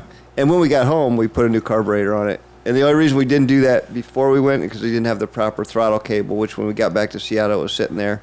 And so we threw a slide. It was a Nibby carburetor, but the flat slide carburetor, and it worked wonderfully. I wish we had done that before we left, but we didn't. So it wasn't an option. There was some. We did have a rescue plan with a rescue driver and a truck ready because we fully expected that 140 was going to let us down in some way, shape, or form, and it never did. It ran. That's fantastic. Pretty darn well. We did the 140 in our cross-country trip on the Mad Ass. Mm-hmm. So we had 2 bikes. That wasn't supposed to be known by anybody, but we had 2 bikes. One bike was the factory 125 motor, and the other bike was a Piranha 140 motor, and that was our ringer. And we had done that so that when we got to different locations, then we could both get out of the vehicle and go explore and do shit, right? So we didn't have to take the Toyota minivan everywhere we went. We could take the 2 bikes. And so the idea was that we had 2 identical bikes. One of them had a 125 factory motor. The other one had a 140 motor. I wanted to look it up because I wasn't sure of the elevation, but Shrine Pass is 11,094 feet. Wow. And I can promise you that Shrine Pass in Colorado, one, don't smoke. Do not choose that to be the spot to have a cigarette break. Ask James. Because you can't even walk off the side of the road to take a picture before your lungs have said no. Right? That was pretty high elevation. And the other thing was we were getting 35 miles an hour out of the bike with the absolute smallest main jet we could find that we bought in Denver. And no airbox whatsoever. No airbox, no intake, no nothing. Just dumping air into the fucking carb. And we did. We had a Nibby carb on the 140, and we had the factory carb on the 125. And the 125 wouldn't pull. The 125 wouldn't do anything. Whereas the 140 with the Nibby carb, we could at least then dial it in. We could pull 35 miles an hour. But 35 miles an hour in deep snow, no fucking good. Just absolutely no good. And you're on a road that is the interstate highway system going 35 miles an hour. You are not making friends. Yeah. And even in September, late September, when we went, it was 1.5 foot snow. I do not recommend that to anybody. Like, oh, we're going to have an adventure. We're going to go Shrine Pass. Just fucking don't do it. You know, go to Breckenridge. Go to Vale. Go do all that cool shit. Stay the fuck away from that Shrine Point, that Shrine Pass. It is way too high. Yeah, it was a learning lesson. I won't do that again. No, there were like 4 pictures we took up there. And there were 4 pictures we took up there because we were desperately trying to figure shit out. And that's like, one thing. We were so miserable a couple times. We're like, man, we should be taking pictures. And then we were like, fuck it. I can't even get my phone out. I can't make my phone work if I do get it out. Right. And so there was a lot of stuff we didn't even like take pictures of. But and like you said too, holding traffic up. We were talking. You know, we have the Senate communicators, and which worked flawlessly. I'm still sold on the Mesh 50S. I would tell him, I was like, hey, we got a parade going behind us. So we would like either look for a place to pull over, let the cars go by, and then we'd get back out in the traffic. And this is just on 2-lane roads, which were 55 mile an hour speed limits. And we could hold close to 50 real comfortably. Okay. I mean, if we would ring them out, we could get faster than that. But, you know, just comfortable, not over revving, not feeling like the thing's going to like come apart. We could hold 50. And when we'd see the traffic stack up, if there was no passing available, we would just pull off and let everybody go by. Yeah. And I think that's maybe where we picked up that piece of shit in the tire too, was like riding on the shoulder, because you know that's where everything collects. Yeah. But yeah, traffic wasn't too bad, and it was a good trip. We did one time we were up in the woods, deep in the woods. We saw a freaking bear up there that was it was the size of like a Fiat 500. I'm telling you, it was the biggest bear that I've ever seen in the wild outside of like Alaska. I'm like, that motherfucker would eat both of us and still be hungry. It was so big, and we were like on these bikes. We're like, we're not going to outrun it. Yeah. But no way, no how. We kind of scared him. He ran in the woods, and he's definitely scared us. So we just kept going. So yeah, overall, I'd do the trip again, but I would wait for the snow to clear in the passes before I went back. Well, how long would you have to wait? Sage advice. I mean, you're in June now. Actually, I would say that it's clear right now. If the stuff was melting fast, but there were just some spots where the sun wasn't hitting, and you could tell what used to be covered. And just talking to some of the locals, like there was one mountain road we tried to go up, which was a dead end. You just ride to the top of this thing, and they were like, yeah, 2 weeks ago people were skiing up there, and now we're looking, and it's like you can see big dirt patches and stuff. So we tried to ride to the top of that pass also, and it was 4 miles to the top, or not to the pass, but the top of this mountain road, which we had to go around a gate to get there too. And we made it 3.5 miles. We could see the top, but we couldn't get to it. Couldn't get to it. Right. So, man. But that one had more sun exposure. I'm sure that's opened up by now. So we were just like maybe 2 weeks too early. And it varies every year too, because depending on how much snowfall they have, depending on how warm the spring is, when these roads actually open up. We probably could have gotten the information had we been a little bit more diligent, but we were just enthusiastic and assuming that we would be able to get through. Well, it wasn't the case. Yeah, that shot right there, they won't let me blow up on it because it's very old. It's very old internet stuff. It's from 2009. But that's October 3rd, and you can see there's more than enough snow on the ground. Yeah. Where the sun is, it's nice. Where the sun is, there's no fucking snow whatsoever. But you'd come around a corner, and you'd be in the shade, and there'd just be snow. And that'd be the whole way across the road. And we're on street tires. We don't have a single fucking knob between us. And there were 2 knobs. Yeah, no shit. And yeah, it was terrible. And like everywhere we went on the top of that mountain, we were just sliding constantly. We never fucking stopped sliding. If I ever do that again, I'm going to think about like, oh yeah, maybe I don't need street tires, like high endurance street tires. I'm glad you mentioned tires because I had the Shinko Mobbers on the Monkey, and they did great. They did really well. They did, and we hit some sloppy mud stuff, and it just goes through it. They didn't do 100% on the snow, but there was like ice under the snow too. Right. So I mean, nothing's going to work on. That's the tough straight up thing ice. is, unless you're on an actual big fucking knobby, like even that BW 350 I've got, you get it in snow, and those giant high flotation tires just dig in. They don't go. You need to have like chevrons. You need like agricultural tires. right. The first when I had the 3-wheeler a while ago, and it snowed all over the place. I'm like, this is going to be so fucking fun. Right. This thing's going to be the queen of snow. Get out there. It had those exactly what you're talking Yeah. about, the old school knobs. Yeah. Nothing. Nothing. It made it 1 foot into the snow, Right. and that was it. And then they just spin. Spin. They just spin. They cut a line. Yep. And you end up with one knob following another knob. Well, the so what monk- you need is half as many knobs, but interspersed. Right. The monkey wheels are so small. You got a 12-inch wheel to begin with that it would knife through the snow, Yeah. and then the bottom of the engine case would catch, and then the foot pegs would. Yeah. They're not following the They're not same going track, anywhere, right. and it would dig it. It was like an anchor. It would seem like the Trail 90 would have that problem too. I had the massive problem with the Hunter Cub that sure I had fuel injected 125 motors, it would go places, but all the hard points, well, you dig into the ground 6 inches and all the hard points, your pegs and everything else are just grabbing the planet as you're knife edging through the mud and the dirt and shit like that. Makes it into a really bad off-road vehicle. So, We ran into a guy pretty deep in Oregon, just north of. We were up around Sisters, which is north of Bend, and he was on a DR 350, and he had just picked himself up. He tried to go over a log and got like cross-rutted over this log kind of thing, one wheel on each side of it, and went down. And he was dusting himself off when we got up there, and he was a local guy. And we followed him to the top until we got turned around by snow again, because you get a pretty rugged uphill, and then you get into some mud, and you get into some snow, and the bikes just wouldn't pull themselves. But that GR350, even with its higher ground clearance, bigger wheels, better suspension, he wasn't going anywhere either. So we all came down with our tail between our legs. that was the third time we changed our jetting. Mm-hmm. We were as low at 7,250 feet.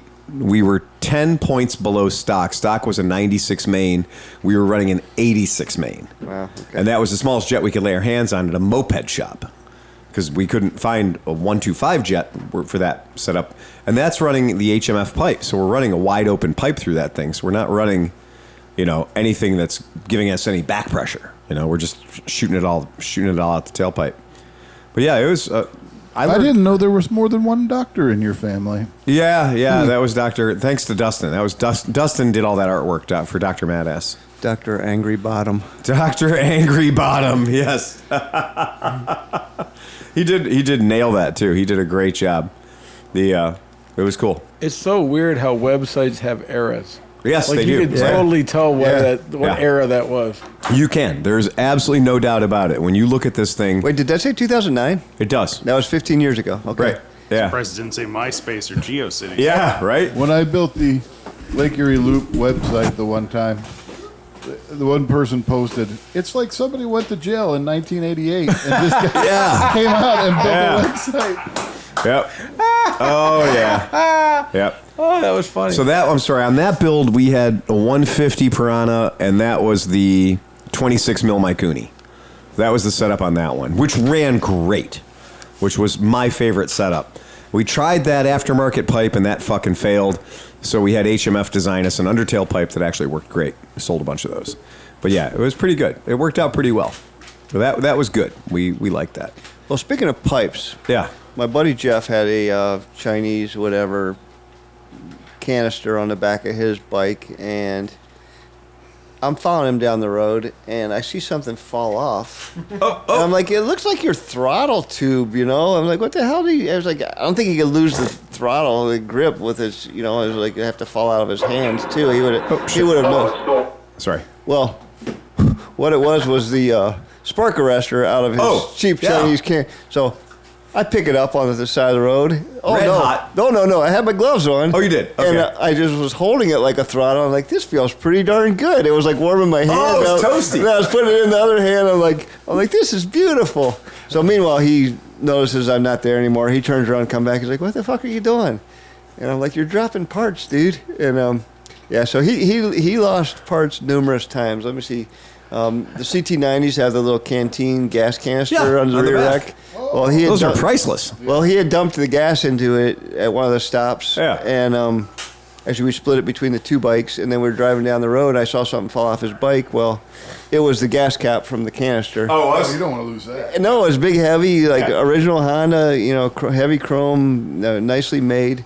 And the funny part was the gasket that was on it was laying about 2 feet from the cap. What? Because if we would have found just the cap, it would have been worthless without the Yeah, it's gasket. still gonna leak. So there's a black rubber gasket on this black road, Oh, and it that's just happened to be hilarious. laying right there.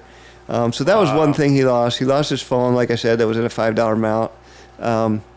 He had a little tool canister on the back that the lid came off. Well, he got something out of it and didn't put the lid back together, so I was following him, and I see wrenches like raining behind his bike. So I stopped and picked all that up at one time, and I'm gonna say he lost one other thing too, but it became like a joke. Like I wonder how much shit he lost when he was riding behind me. Right behind you, because Yeah. you didn't have a spotter. Right, exactly. Right, you got to weigh him at the start of the trip and weigh him at the end of this trip. Meanwhile, the guy's just like, oh, I got to keep Pete occupied. So he just Yeah. keeps dropping shit. Yeah, just drops a 10 millimeter. Right. Well, I've heard that when you stop with Pete, you don't fuck around. Now, I don't know who you've been talking to, Macklefresh. I'm just saying, if you stop with Pete, you fill up with gas, get on your fucking bike. In fact, if you get off your bike, it might be a problem. Well, you need to time your stops. So you piss, you have something to eat and drink, you fill up your tank, and off you fuck. It's like Off you fuck. It's about 15-minute stop tops, and that's if you have to wait in line for gas.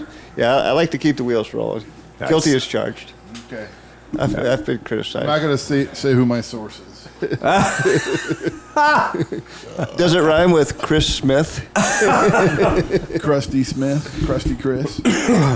There's a picture in North Platte, Nebraska. There's a convenience store, and it just says, Very good. "You are nowhere." Yeah. Above the doors of the convenience store, and it was balls cold, balls cold. I brought that like 1970s era Honda line snowmobile suit, and I just put it. I was like, "This is my extreme. This is the Alamo. This is if it gets so fucking cold that I have no choice. I'm putting this on because we had real gear, legitimate gear, and it got so fucking cold that we had to stop." And we were taking one gas of, so we would take, like, you'd run one tank, it's 100 miles, you'd run a tank, then as second you switch to reserve, your hand would go up, pull the side of the road, then you'd get off the bike, totally frozen like a popsicle, get your ass off the bike, and your only job at that point was getting into the car. My job, being the guy in the car, with my gear that's now been on the floor well of the passenger seat, and it's all toasty warm, my job is to go out and put the gas in the bike. Then to go back to the car, put my preheated warm gear on for the next 100 miles, which is about 2 hours, depending on how we're doing, right? But 2 hours in 20 degrees Fahrenheit, it doesn't take that long to get really uncomfortable. Super duper really uncomfortable. And the Mad S gives you no protection whatsoever. It's garbage. But you talk about getting a food stop. Getting a fucking food stop is, we became wizards of beef jerky. Like, we became so fucking good at beef jerky that I was always buying the beef jerky that came in the biggest pieces. So I could get the biggest piece and just get it in my maw and then just sit there and chew on it for like 2 hours. Have one piece of beef jerky in my mouth that I could chew on for 2 fucking hours and then be like, try to stretch that beef jerky out to last 2 hours. He likes to have that beef in there for 2 hours. Hey, you know what? Salty beef. I promise you that protein, that keeps you going. That really does. I didn't find anything in our trip that satisfied me and made me be like, okay, I've got energy, I can keep going. Okay, here's another Yeah. pro tip from your Uncle Pete. Squeeze peanut butter. Get like Oh, the yeah. peanut butter and like the yeah. squeeze thing. Absolutely. You can keep it in a tank bag or in your pocket, and you just squeeze like you said, you just Blast. it's protein, it's fat, it keep you warm, and it give you some energy, and it's got sugar in it, and it's easy. You don't need a utensil. And I like that you can leave your helmet on. Yeah. So you can leave your helmet on, you can just give it a shot and go. It's got some weight. Feels like something's in your stomach. Exactly. It right. does. Yeah, That's right. a big deal. That's one of my go-to like traveling foods. It really works well. I want MRE white cheese. Ugh, no, you can have it. Not the orange cheese. Fuck that orange cheese. I want the MRE white That cheese. show just smelled like iron, and then you didn't shit for 3 days. I was like, no thanks. That's true. I just fill a Camelback with queso. You just, Yeah, I mean, it's the same idea, right? Mainline some queso dip. On the Army MREs for the cheese, it says knead before opening. Yeah, And they right. want to make sure you fucking need it. Yeah. Don't open it unless you really fucking need it. Yeah. Yeah, because if you don't need it, don't do it. Back to North Platte, Nebraska. Now, Yeah. if you go there in July or August, it's going to be over 100 degrees, or maybe 90 degrees if a breeze is blowing. And the rest of the year, you're going to be cold there. It's a wonderful place. I mean, North it's- Platte? Yeah. Yeah, I would tell you, Garden Spot of the Gods, that place. Yeah, yeah. Yeah, fucking nothing. I've been through there. We were numerous so- times. Wait a minute. We were so happy to see that light. That light was on. We were insanely happy that place was open. Yeah. Because I don't know what time that picture was taken, but it was cold. It was very cold. Yeah, that was a cold, cold day. There is the Platte River bird flyway out there. What Yeah. the fuck is that? It's a great big sand Oh, okay. sand dunes out there. I missed in the that. Platte River, and it's a flyway north to south. Okay. So it's I So think just birds just shoot down through there? yeah, nationally renowned. Yeah. Okay. Yeah. All right. Good to know. Well, there's the sand hills of western Nebraska there that I think that'll actually get you to Yeah. eventually. But that North Platte is actually on the old Lincoln Highway, Route 30. Yep. Yep. And at Buffalo Bill Cody's Ranch is out there. We did that. So that was it all follows, stops on this trip. follows the route of the Yep. Pony Express, too. Yep. There's a lot of Pony Express history out there. I actually like riding along the North Platte River and then the town of North Platte. And also, if you've ever read On the Road, Jack Kerouac. Yep. Oh, yeah. There's a history where they'd hitchhike through there and ride in the back of a truck and stuff. So. And Russ Batenhorst is originally from North Platte, Nebraska. of course, of the Batenhorst family from Nebraska, right? Oh, the Nebraska North baiting Platte, horses. Yeah. And Oh, the Laura Nebraska bait Ingalls horses. and the home on the prairie. Yeah, exactly. Yeah, all that shit out there. All that shit.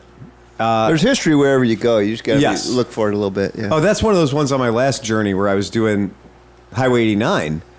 I had no idea like how important Highway 89 was for all these things.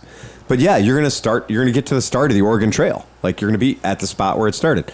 Like there's a lot of shit that you're driving along and you're like, oh shit, that's important. And that was just happened to be on my trail. I love Rando Americana when Yes. we go on trips. Rando I Americana. was just telling, actually on the trip last Yeah. week, I was telling somebody, I was like, yeah, that time we stayed in Littleton, New Hampshire. And I dropped in, I'm like, G.G. Allen's buried there. Oh, Which then I had to explain who G.G. Allen Right. was to my buddy Ollie, but yeah, I'm Yeah. sure he eventually Googled it and was horrified. yeah, absolutely horrified. But Absolutely. just the fact of that Rando Americana, like Yeah. here's in was it Nashville, Ohio, is where George Custard was born. Just I think it's randos funny trash like when that. I was meeting up with my friends. They were like, "Well, we're gonna meet here. We're gonna meet there." Nobody could figure out where the fuck we were gonna meet. So we were gonna be going to Denver, but we had to stop in Colorado Springs first. Which there's some roads that are just unbelievable there that run along the river, and they're just the most beautiful thing in the world. And I was like, "We have to do this. It's a bucket list item." So my buddies were like, "Well, then we'll meet somewhere and we'll ride with you guys in on those really amazing roads." And I was like, "That sounds like a fantastic idea. Where the fuck should we meet?" And they were like, "The Buffalo Bill Memorial. Absolutely. We're going to meet at the Buffalo Bill Memorial." And I was like, "Fantastic." He goes, "You won't not be able to find it.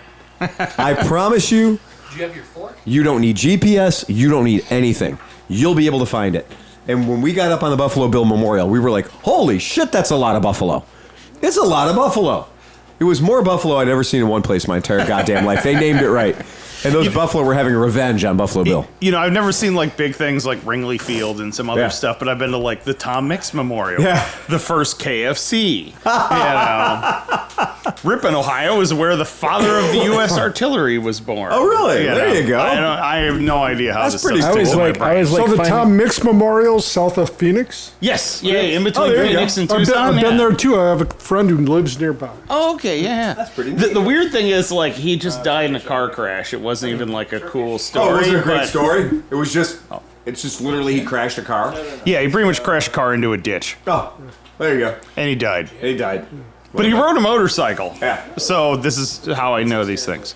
I don't know exactly how far it is off of the interstate highway, but if you happen to be in Nebraska and you have nothing better to do and you got some time to kill, preferably about 5 hours, go to Pioneer Village. Ooh. This is a tip for all of our home gamers. I promise you, go to Pioneer Village. It is Americana at its best.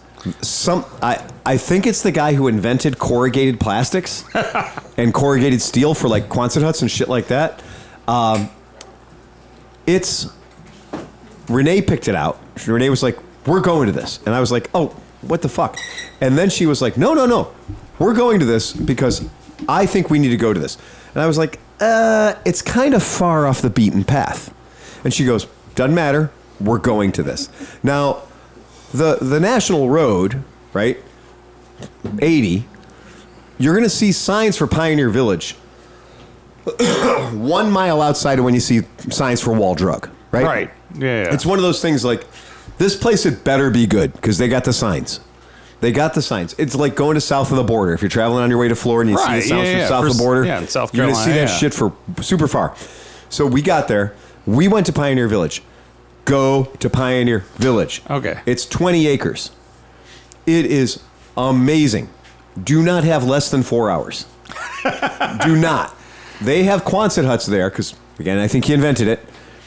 With one Quonset hut is just every American car made from 1946 to 1948. I have to see this. Oh, yeah. And some of them are in just taken off the street conditions. Some of them are cool customs or whatever. You go into another building, it's now from 49 until 53. And every building has got, and he's got it layered out. So in each Quonset hut, there could be 900 cars. So you cannot possibly have enough time to see everything. In the main hall, he's got flying boats from World War I just hanging from the sky. Like, there's no sense of order to this museum. It's just like if you had stupid money and you were in the middle of Nebraska, he bought steam trains that were like, and he was like, fuck it, we'll put those over there. So he has just steam trains. I now have a reason to ride a motorcycle in Nebraska. Well, there's not a lot. There's not a lot of reasons, Right. but there's now one. Yeah, there's another. The other one is the steakhouse that has all the animal heads on the walls. No, that's the other one. I can't remember I'll the name give of you a it. stop for the way out there too. I don't know if anyone's been to the House on the Rock. It's in Wisconsin, like southwestern Wisconsin. Peggy went there recently. Blow your fucking mind. You'll come out of it. You're like, I gotta lay down and close my eyes and digest. Really? She said it was too much. It is. It's It is too much, and you'll be thinking like, I'm going to buy all 3 sections. It's a lot of money. Do I want to spend that money? Worth every penny. Every penny. It is just I can't even explain it. All I can tell you is go there and you'll understand. But Really? I've been to Pioneer Village too, and it's Yeah. like you said, it's like the Pioneer Village on acid.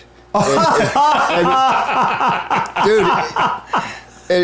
I can't explain it, but if you're anywhere near southwestern Wisconsin, go to House on the Rock and get the e-ticket, man. Get the e-ticket. Right. And plan on spending a day there. I go to Oshkosh every couple of years, so now Well, I've it's got not to far go. away, yeah. Okay. Oh, you can also go to the Monroe, Wisconsin, not far from there, which is the only producer of Limburger cheese in the United States. Yeah. And then there's a mustard museum there. Too. Oh, Pete has nailed it. In Mount Horeb. I love like weird. You have planned my next vacation. Yeah, Good job. I love roadside America weird I do shit, too. and I could just do road trips of seeing nothing but shit like that. Wow. I love it. Oh, I can tell by looking at this. The house on the rock is 100% certain. The pictures don't do it The justice. Japanese gardens. Yeah. Oh, that's cool. Have you done the Hare Krishna place in West Virginia? It's in Morgantown or Yeah, St. something like Martin's that, or yeah. something. I've been by there, never been up to it or Okay, anything. that's on our to-do list, hopefully this summer. Oh well, Wow. brother Tim and I got stuck down there a couple years ago, and yeah, we were on the TW 200s, and we got up in the hills on a road that was closed, and yeah, I've been down there quite a few times. Wow. But Pete, I want to know if you've done the Ark adventure. no, I've been I by have. it. I have. If you do not want to go the Ark Adventure, which is completely fine by me, there is Rabbit Hash, Kentucky, which is right nearby there, and they have a dog as a mare. So you can go. Really? You can go pet the dog. And they sell pet the beer in mare? singles. Yeah, pet the mare. Okay. It's right in the Ohio River, so you can drink a beer, watch the tugboats go by.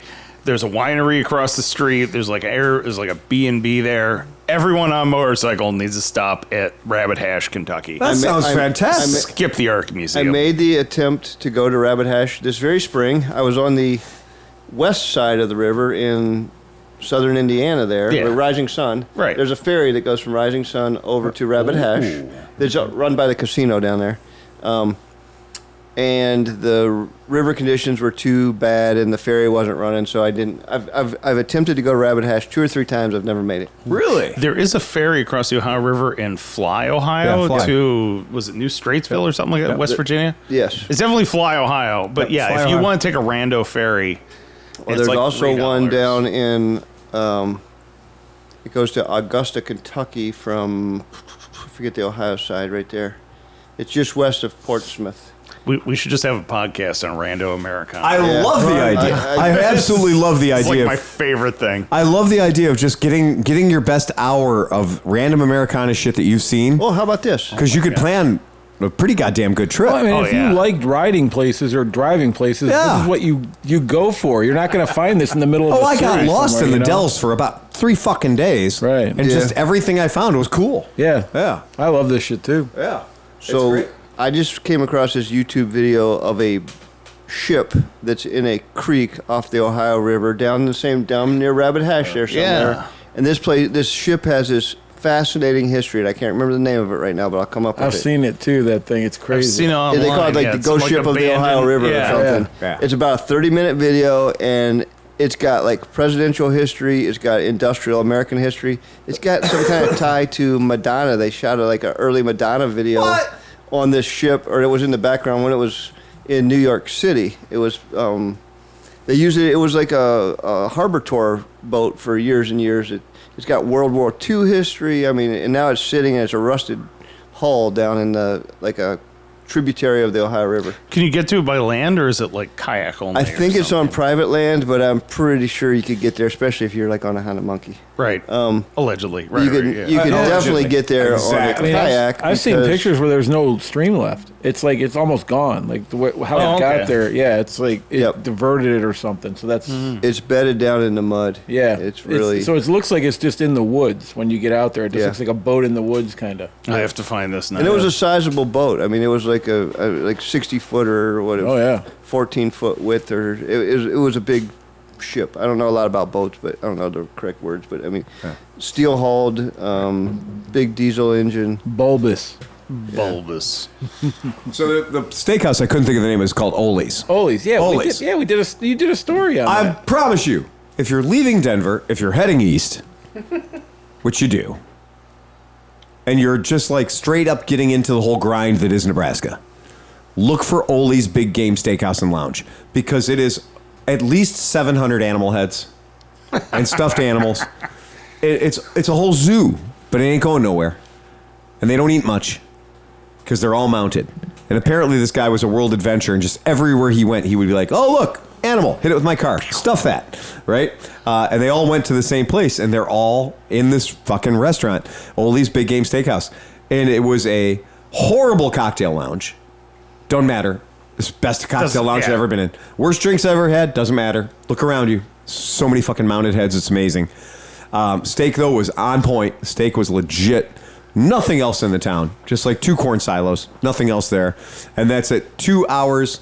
I did the math. It's 2 hours and 8 minutes away from Pioneer Lodge or Pioneer Village. So Perfect. That's like perfect. a good interval right there. Yeah. You know. Yeah. I love it. Go to Ole's for a big fucking scary ass lunch. Eat a big giant piece of meat and then haul ass for 2 hours and get to Pioneer Village like 4 hours before they close. Yeah. That's the move. What city is that? Ole's is in, bear with me. That's the name of the town. Bear with me. Yep, it's in Bear With Me. You didn't see it? Bear with me, Nebraska, right? It's in Bear With Me, Nebraska. I think it's Roscoe. Yeah, I think it's Roscoe. Yeah. I had a similar experience with a steakhouse in Hastings, Nebraska. Paxton, I'm sorry. Paxton has one red light. Wow, that big, huh? That's a that- fancy town. is that The like the- fucking corn trains is that- go through, and the corn train takes 2 goddamn hours. Is that like the So- only stoplight in Nebraska? Well, if you're on the wrong side of the fucking tracks that we just got done with our meal, We're like, okay, this is cool. It's hot as balls out. We go back into the sunshine, go get in the truck. Here we go. Let's just fucking fuck off east the way we're supposed to. Nope. Train. Corn train. And all these other guys that are in front of us are like getting out of their cars, leaving their cars where they are, fucking going. And I was like, what the hell's going on? The guy's like, this could take hours because they're filling it up there. It's not like, yeah. So there's those giant freaking silos, and they're filling up that train. So the guy's like, yeah, it could be 2 or 3 hours. I was like, we were just in Ollie's for 2 hours. And Oscar's like, I think we're going back in Ollie's. And I said, we're going back in Ollie's. And we went to a gas station. It couldn't be beat because it was guns, fireworks, and a little bit of gas. Yeah. That would be Chet and Franz outside of Wellington. Yeah. Oh, yeah. Guns, rent a movie, get some shotgun shells. And some only gas. just a hint of gas, right? Right, yeah. Just barely a gas station. Yep. Yeah, that was something. I learned a lot about Ollie's then. I know that it's on the wrong side of the fucking railroad tracks. I can tell you that. The freeway's on the south side of the railroad tracks, and Ollie's is on the north side of the railroad tracks. Yep. Captive audience. Well, if you're on the wrong side of the fucking tracks, there ain't a shit lot to do in Paxton. Come for lunch, stay for dinner. Yes. Yeah. No shit. You're implying there's a metropolis on the other side of the tracks? There's one red light. I can guarantee you that. Ooh, fancy. One red light. Yeah. Do you know how entertaining a red light is when you're waiting on a train? Yeah. One red light. That is it. That is all you got going on. It's going to turn yellow. Well, and we went into the place across the street because we were like, well, we've been at Ollie's for 2 hours. Let's go into Windy Gap Saloon and Grill. And we went into Windy Gap Saloon and Grill, had 2 more cocktails in Windy Gap Saloon and Grill. And I was like, hey, how are we going to know when the train lets go? He goes, you'll know because this place is going to empty out. That's a good business model. It's a great business model. Like a couple, 3 times a day. It doesn't matter how terrible your stuff is, people are still going to buy it. Yeah. What are they going to do? Your bar's going to fill up because you can't get to the fucking freeway. You'd think you could spend $18 for 4 guys to dig an underpass to go under the railroad tracks. No. We're just going to wait for 2 or 3 hours. The Dukes of Hazzard kind of covered it. Come on. Yeah, you could just go over, right? Yeah. Yeah, not so much in my truck. Not so much in my van. But yeah, that was something. Yeah, I like the Americana idea. I like that idea of doing that kind of a give us your best. Well, I think the trick here is, since I've been to the Uranus in Arkansas. Yes. You race from the Arkansas Uranus Yep. to the one in Indiana. Go Uranus to Uranus. Your Uranus to Uranus. Ass to ass. Right. Ass to ass. Absolutely. Ass to ass is a good move. Yeah. I think I'm going to do that, Pete. Thanks to you, I am now completely entertaining the idea of spending a couple of nights at the House on the Rocks Resort. Because the House on the Rocks Resort looks fantastic. I can't vouch for that. I've never actually stayed there, but look at this place. Yeah, look at that. That does look pretty nice. It looks pretty Peggy cool. did Or it Her friend. smells like children, one of the two. Yeah, right. 2 indoor pools and outdoor pool whirlpools are relaxed at our spa. Ooh. Yeah. St. Glarus, or not St. Glarus? New Glarus. Glarus. New Glarus is not far from there either, which is a little Swiss town where it has an outstanding brewery. They have a legendary brewery. And if you take a pellet gun, you can have fun by shooting the golf balls from all the dudes on the ranch right there. Knock them off. Yeah, the thing. I'm And very if you know much. Dan Kromke, he'll bring New Glarus beer back for you from There you go. Wisconsin. Yeah. Visco. Yeah, I gotta say, I mean, you look at. So what is the thing? What is this house? I didn't really understand what this It's house like is. a museum where this guy collected shit. And I'm telling that thing right there is That looks like a nightmare. but it's inside of this cave. Isn't that like the largest, one of the largest? It is the largest indoor carousel. Yeah. I was Oh, gonna wow. say, it's larger than And the that's carousel. just one There's of a them. Jonah and the Whale thing Yeah, going no, on. the dude was. I mean, it's not like Winchester House crazy, but it's apparently dude was crazy and eccentric. I'm sorry. So wait, when you're wealthy, it's eccentric. Was this his house, or did he make this as Yes. a museum? He was some sort of like an eccentric artist, and he collected all this shit and just put it on display. Because it's like is the carousel like 2 or 3 stories? I can never remember. It's something crazy. Just the fact it's I don't- multiple. Like 3 or 4. And Like it's tall. I know it's big. I just this remember is- the shit hanging from the ceiling above it. I Right. think it was like a standard issue carousel. It's maybe 15 or 18 feet tall, but then the inside of this building was 30 feet tall. Wow. It is batshit crazy. Yeah. Yeah. Just the pictures are unreal. Yeah. I need to see this. I'm still confused. This doesn't even That's why we have to scratch go. the I surface think a the little idea is- bit. I think even Right. if you go there, you're still going to be confused. No, but I mean, like, I want to know the backstory on this. I want to do some research. There you This is go. Interesting. When you have a lot of money and And a lot of light bulbs, you apparently. need a lot of lead paint Yeah. and you become eccentric, you build things like this. Yeah. So there's a big Frank Lloyd Wright Less than 8 miles from here. estate nearby. Too. Yeah. Yeah. Wait, They said one it's in 8 miles Oberlin? away.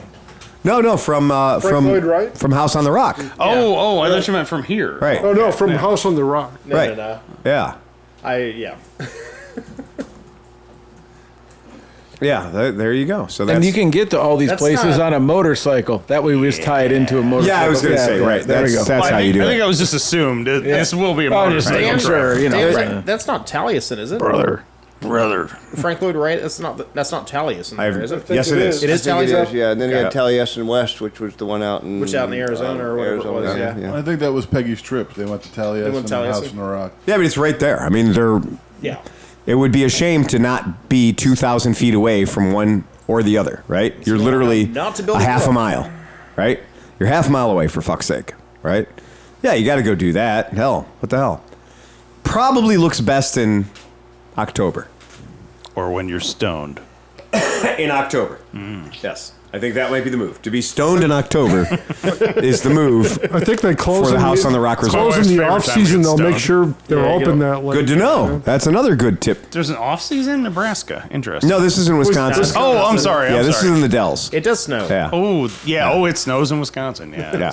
Yeah, this is south it's- of the Dells. Yeah, not the Dells. Yeah. With the duck boats. Yeah. Yeah. Because I miss this. It kills me because I went from Madison and I literally ran up the freeway. I totally missed this. I could have done that.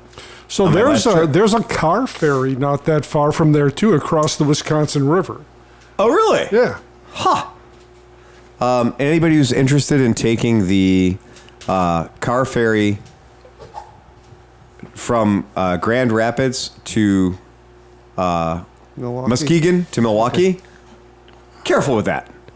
I've taken 2 ferries across the Yep. lake over there. One's the high-speed ferry that goes right into Milwaukee. That's the one I just And you go a little bit further north of there, and there's an old steam ferry, coal-fired about steam. that. It's called the SS Badger.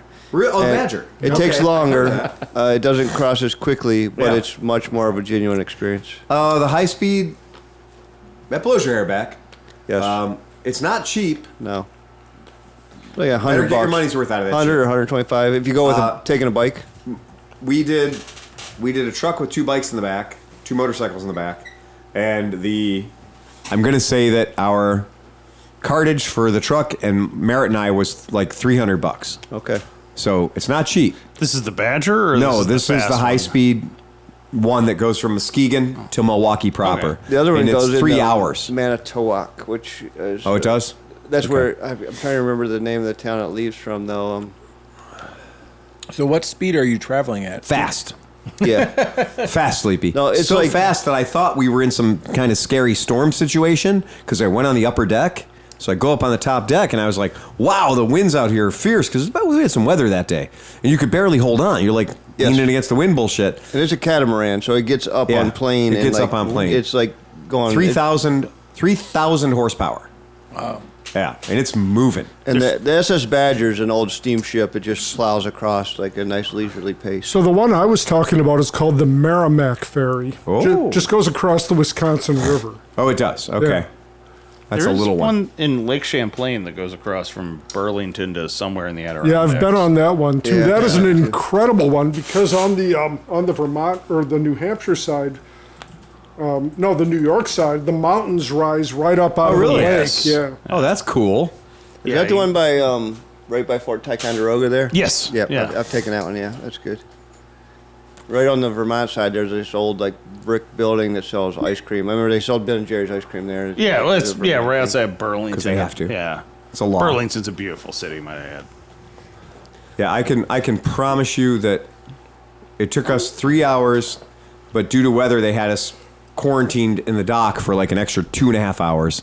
So it ended up taking us longer than going through Chicago. Yeah. But sometimes I really don't like going through Chicago. And this was one of those times where I was like, I don't care. I'm not driving through Chicago. because we were going up to Oscar's place. This one's nice because Muskegon is a nice day ride from here. It is. I think you can leave here in the morning. You get up to Muskegon at like 2 in the afternoon. Yeah. And the ferry leaves at 4. So like it's like seamless. And then you take a little nap on the ship on the way over. You wake up in Madison. Plus you go back an hour because you go to Central Time. And then you get like 2-3 more hours of riding in after you get to the Milwaukee or the Wisconsin side. I've done it that that's way a couple cool. times, yeah.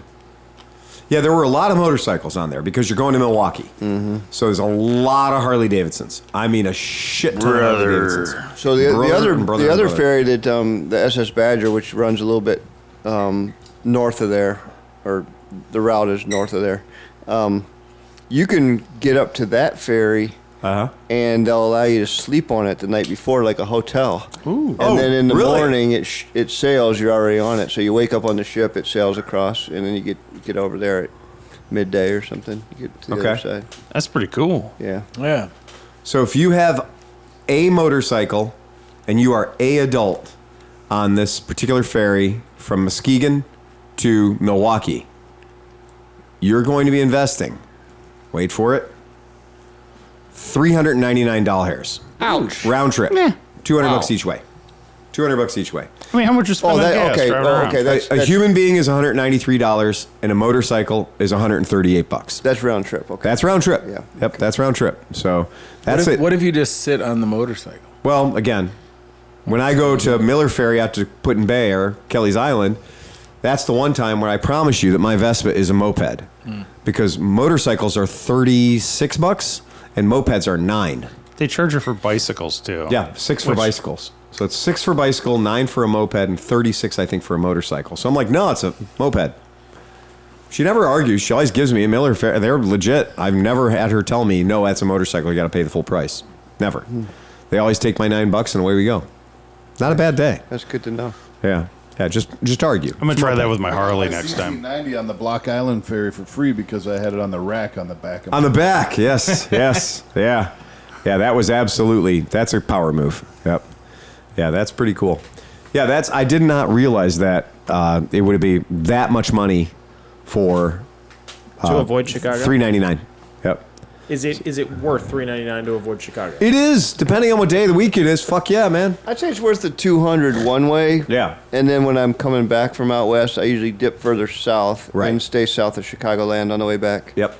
Yeah, I agree. I mean, splitting lanes through Chicago is kind of exciting, though. It's just, Chicago can be a very funny city, depending on when you hit it. I've had trips, my last time I was in Chicago a couple of years ago, when I was coming out of their rally, I'm rolling out, and I was like, okay, I'm going to make sure that I roll out at, 1 in the morning, 2 in the morning. I'm going to beat all the traffic.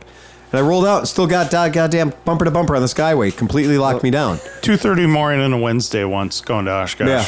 Dead stop. Went from like 100 miles an hour, dead stop like that. Yep. And then my last one, I was delivering some bikes up there. I had no choice. I had to leave there on like 2 p.m. on a Sunday. I was like, oh, I'm getting fucked. I'm just getting fucked. And for some reason, the gods were with me. I never stopped moving. I made a record time, 5 hours and 30 minutes from my friend's house in Chicago to my shop. And I mean, I never stopped moving. I never went under 50 miles an hour on the entire fucking trip. I was like, on a Sunday afternoon, too, when everyone's usually leaving the city. They're all heading out. I'm going to Chicago next weekend, but I'm flying. Oh, you're flying, yeah. Yeah, I'll probably go out for Labor Day weekend. I'll probably go out for the Chicago rally out there. Because those guys do throw a hell of a rally. They do their ride at midnight. So their organized ride to the city happens at midnight, so there's no traffic. Ooh. So you get to do lower whacker drive, really lower whacker drive, super lower whacker drive, and all those at midnight when there's absolutely no traffic. We should do that in Cleveland just because. That's not a bad idea. Yeah, instead of midnight mass, we should just call it midnight mass. Sure. Oh, that's awesome. You just came up with it. This is going to be a new ride. The easiest thing in the world. Well, I'm going out there for a BMW job, and we're going to do demo rides on Saturday and Sunday, and I'm anxious to see what sort of a route they've got to go through. Is it going to be from Motorworks? Because that's right downtown. No, it's not. It's someplace they're out towards Naperville. I forget the name of the dealership. I know where it is. There. Yep. It's west of downtown, but it's still in the thick suburbs. So Oh, yeah. I don't know what they're planning. It's tight. It's tight. Yep. Chicago. Never underestimate goddamn Chicago, man. No, I've been through Chicago many times. It's either bad or it's terrible. Yeah, I completely agree. Yep. Yeah, we're sitting there at the one time, and I'm riding a bike I bought on my way there, right? So I was like, trusted machine, very reliable. Yeah. I've been running at least 30 years. So I bought it on my way there, light slap and tickle to make it good. And I'm like, okay, well, I got to hit this, hit this group of people riding. How am I going to catch up with them? I know what I'll do. I'll use my goddamn Google Maps. And Google Maps, of course, puts you on the Dan Ryan every single time. And I'm on a bike that has a top speed of 52, maybe 55. Probably still faster in And traffic. I was like, screw it. It's a Dan Ryan. What the hell's the worst thing can happen? Because I'll just be out there with all the other fucks. And I went out there, and it was like, because the Dan Ryan had completely stopped moving, I was the only thing. I had complete freedom. Nice. I was able to lane filter for about 6 miles. And I was like, well, it turns out when the entire freeway stopped, you can make pretty good time on a two-wheeler. You can do all right. And I did. And I caught, everyone was like, where the fuck did you come from? We left you back there with a bike that wasn't running, and now you got here before us. I was like, I took the freeway. You did not take the freeway on a fucking 60-year-old bike. I sure did. And I beat all you guys. Right up the middle. Right up the middle. And it was like, yeah, because they're all stopped. You don't need a lane splitting law when everybody's fucking furniture. Right. Yeah. When everyone's a stationary art piece. And it's principle at some point. At that point, it's got to be. Yeah, you can't even argue like, oh, you're not supposed to lane split. Are you Don't care. kidding me? Don't care. Yeah. We're going on that one. You're in a cop car. Chase me. Yeah, exactly. What are you doing with your Crown Vic? Right. Yeah, cool. Anybody else got anything else? I do. I do. All right, go ahead. Our friend Dave Nolan had a small low side today. Oh, did he? He was riding down Shockton County, maybe somewhere Holmes County. Car pulled out in front of him. He was on his BMW HP2, which is a very special machine. Very special machine. And the girl explains to him that my driveway is blind. I can't see when traffic's coming. I don't like to pull out slowly because So I just go for it. So I just pin it and jump out. And well, here comes Dave down the road at the same time. So oh no! He locked him up and low-sided, slid the front wheel right up under her car. Never touched the car, he said, but scraped up the valve cover, scraped up some body work. Oh man! He was wearing all his gear, tore up his gloves, his helmet, his jacket. But he's okay. That's good to hear he's no okay. blood, no lost skin. Did he go down on the right side or the left side? Right side, which is good because that leg's already fucking gone. yes, Yeah. and it's also the side opposite his titanium exhaust. Exactly. And it's Very also But it's titanium foot. with his titanium foot. Exactly. Right. Yeah. so he's no worse for the wear. Good. The sheriff came out, made a report and everything. Dave is one of the last people I would want that angry at me too. He was actually remarkably chill. He does get very. I mean, I've seen him in some situations where anybody would have a right to be very upset, and he's one of those people. He becomes very stoic. Yeah. I can see that. Yep. He becomes very stoic. Yeah. And he just kind of goes, okay, all right, we're going to see how this plays out. He doesn't get upset about stuff. Yeah. He'll rant to the fucking ends of the earth about the dumbest little thing. Right. You know? Yeah. But the good thing is the bike's mostly superficial damage. It didn't get bent. Lost the turn signals, both front and rear, but all stuff that's pretty easily bolt-on replaceable. Good. I told him, here's the irony of ironies. He had just bought a set of crash bars and a skid plate for that bike. Yep. And it was delivered today. No way. He dumped it in my parking lot, and he dumped it on the right-hand side. Okay. So he dumped, just a weird dumb shit thing. Yeah. My parking lot has claimed a lot of people. Bill Murrar dumped his bike in my parking lot. These are extremely good riders.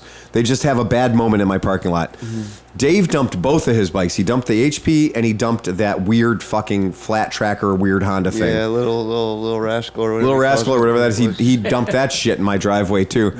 And I was like, I watched you just do that. What were you just trying to throw yourself on the ground under that motorcycle? Phil, I don't know what the hell happened. You know? I have fucking no idea what's going on. I was trying to light my stogie, and all of a sudden I'm on the ground.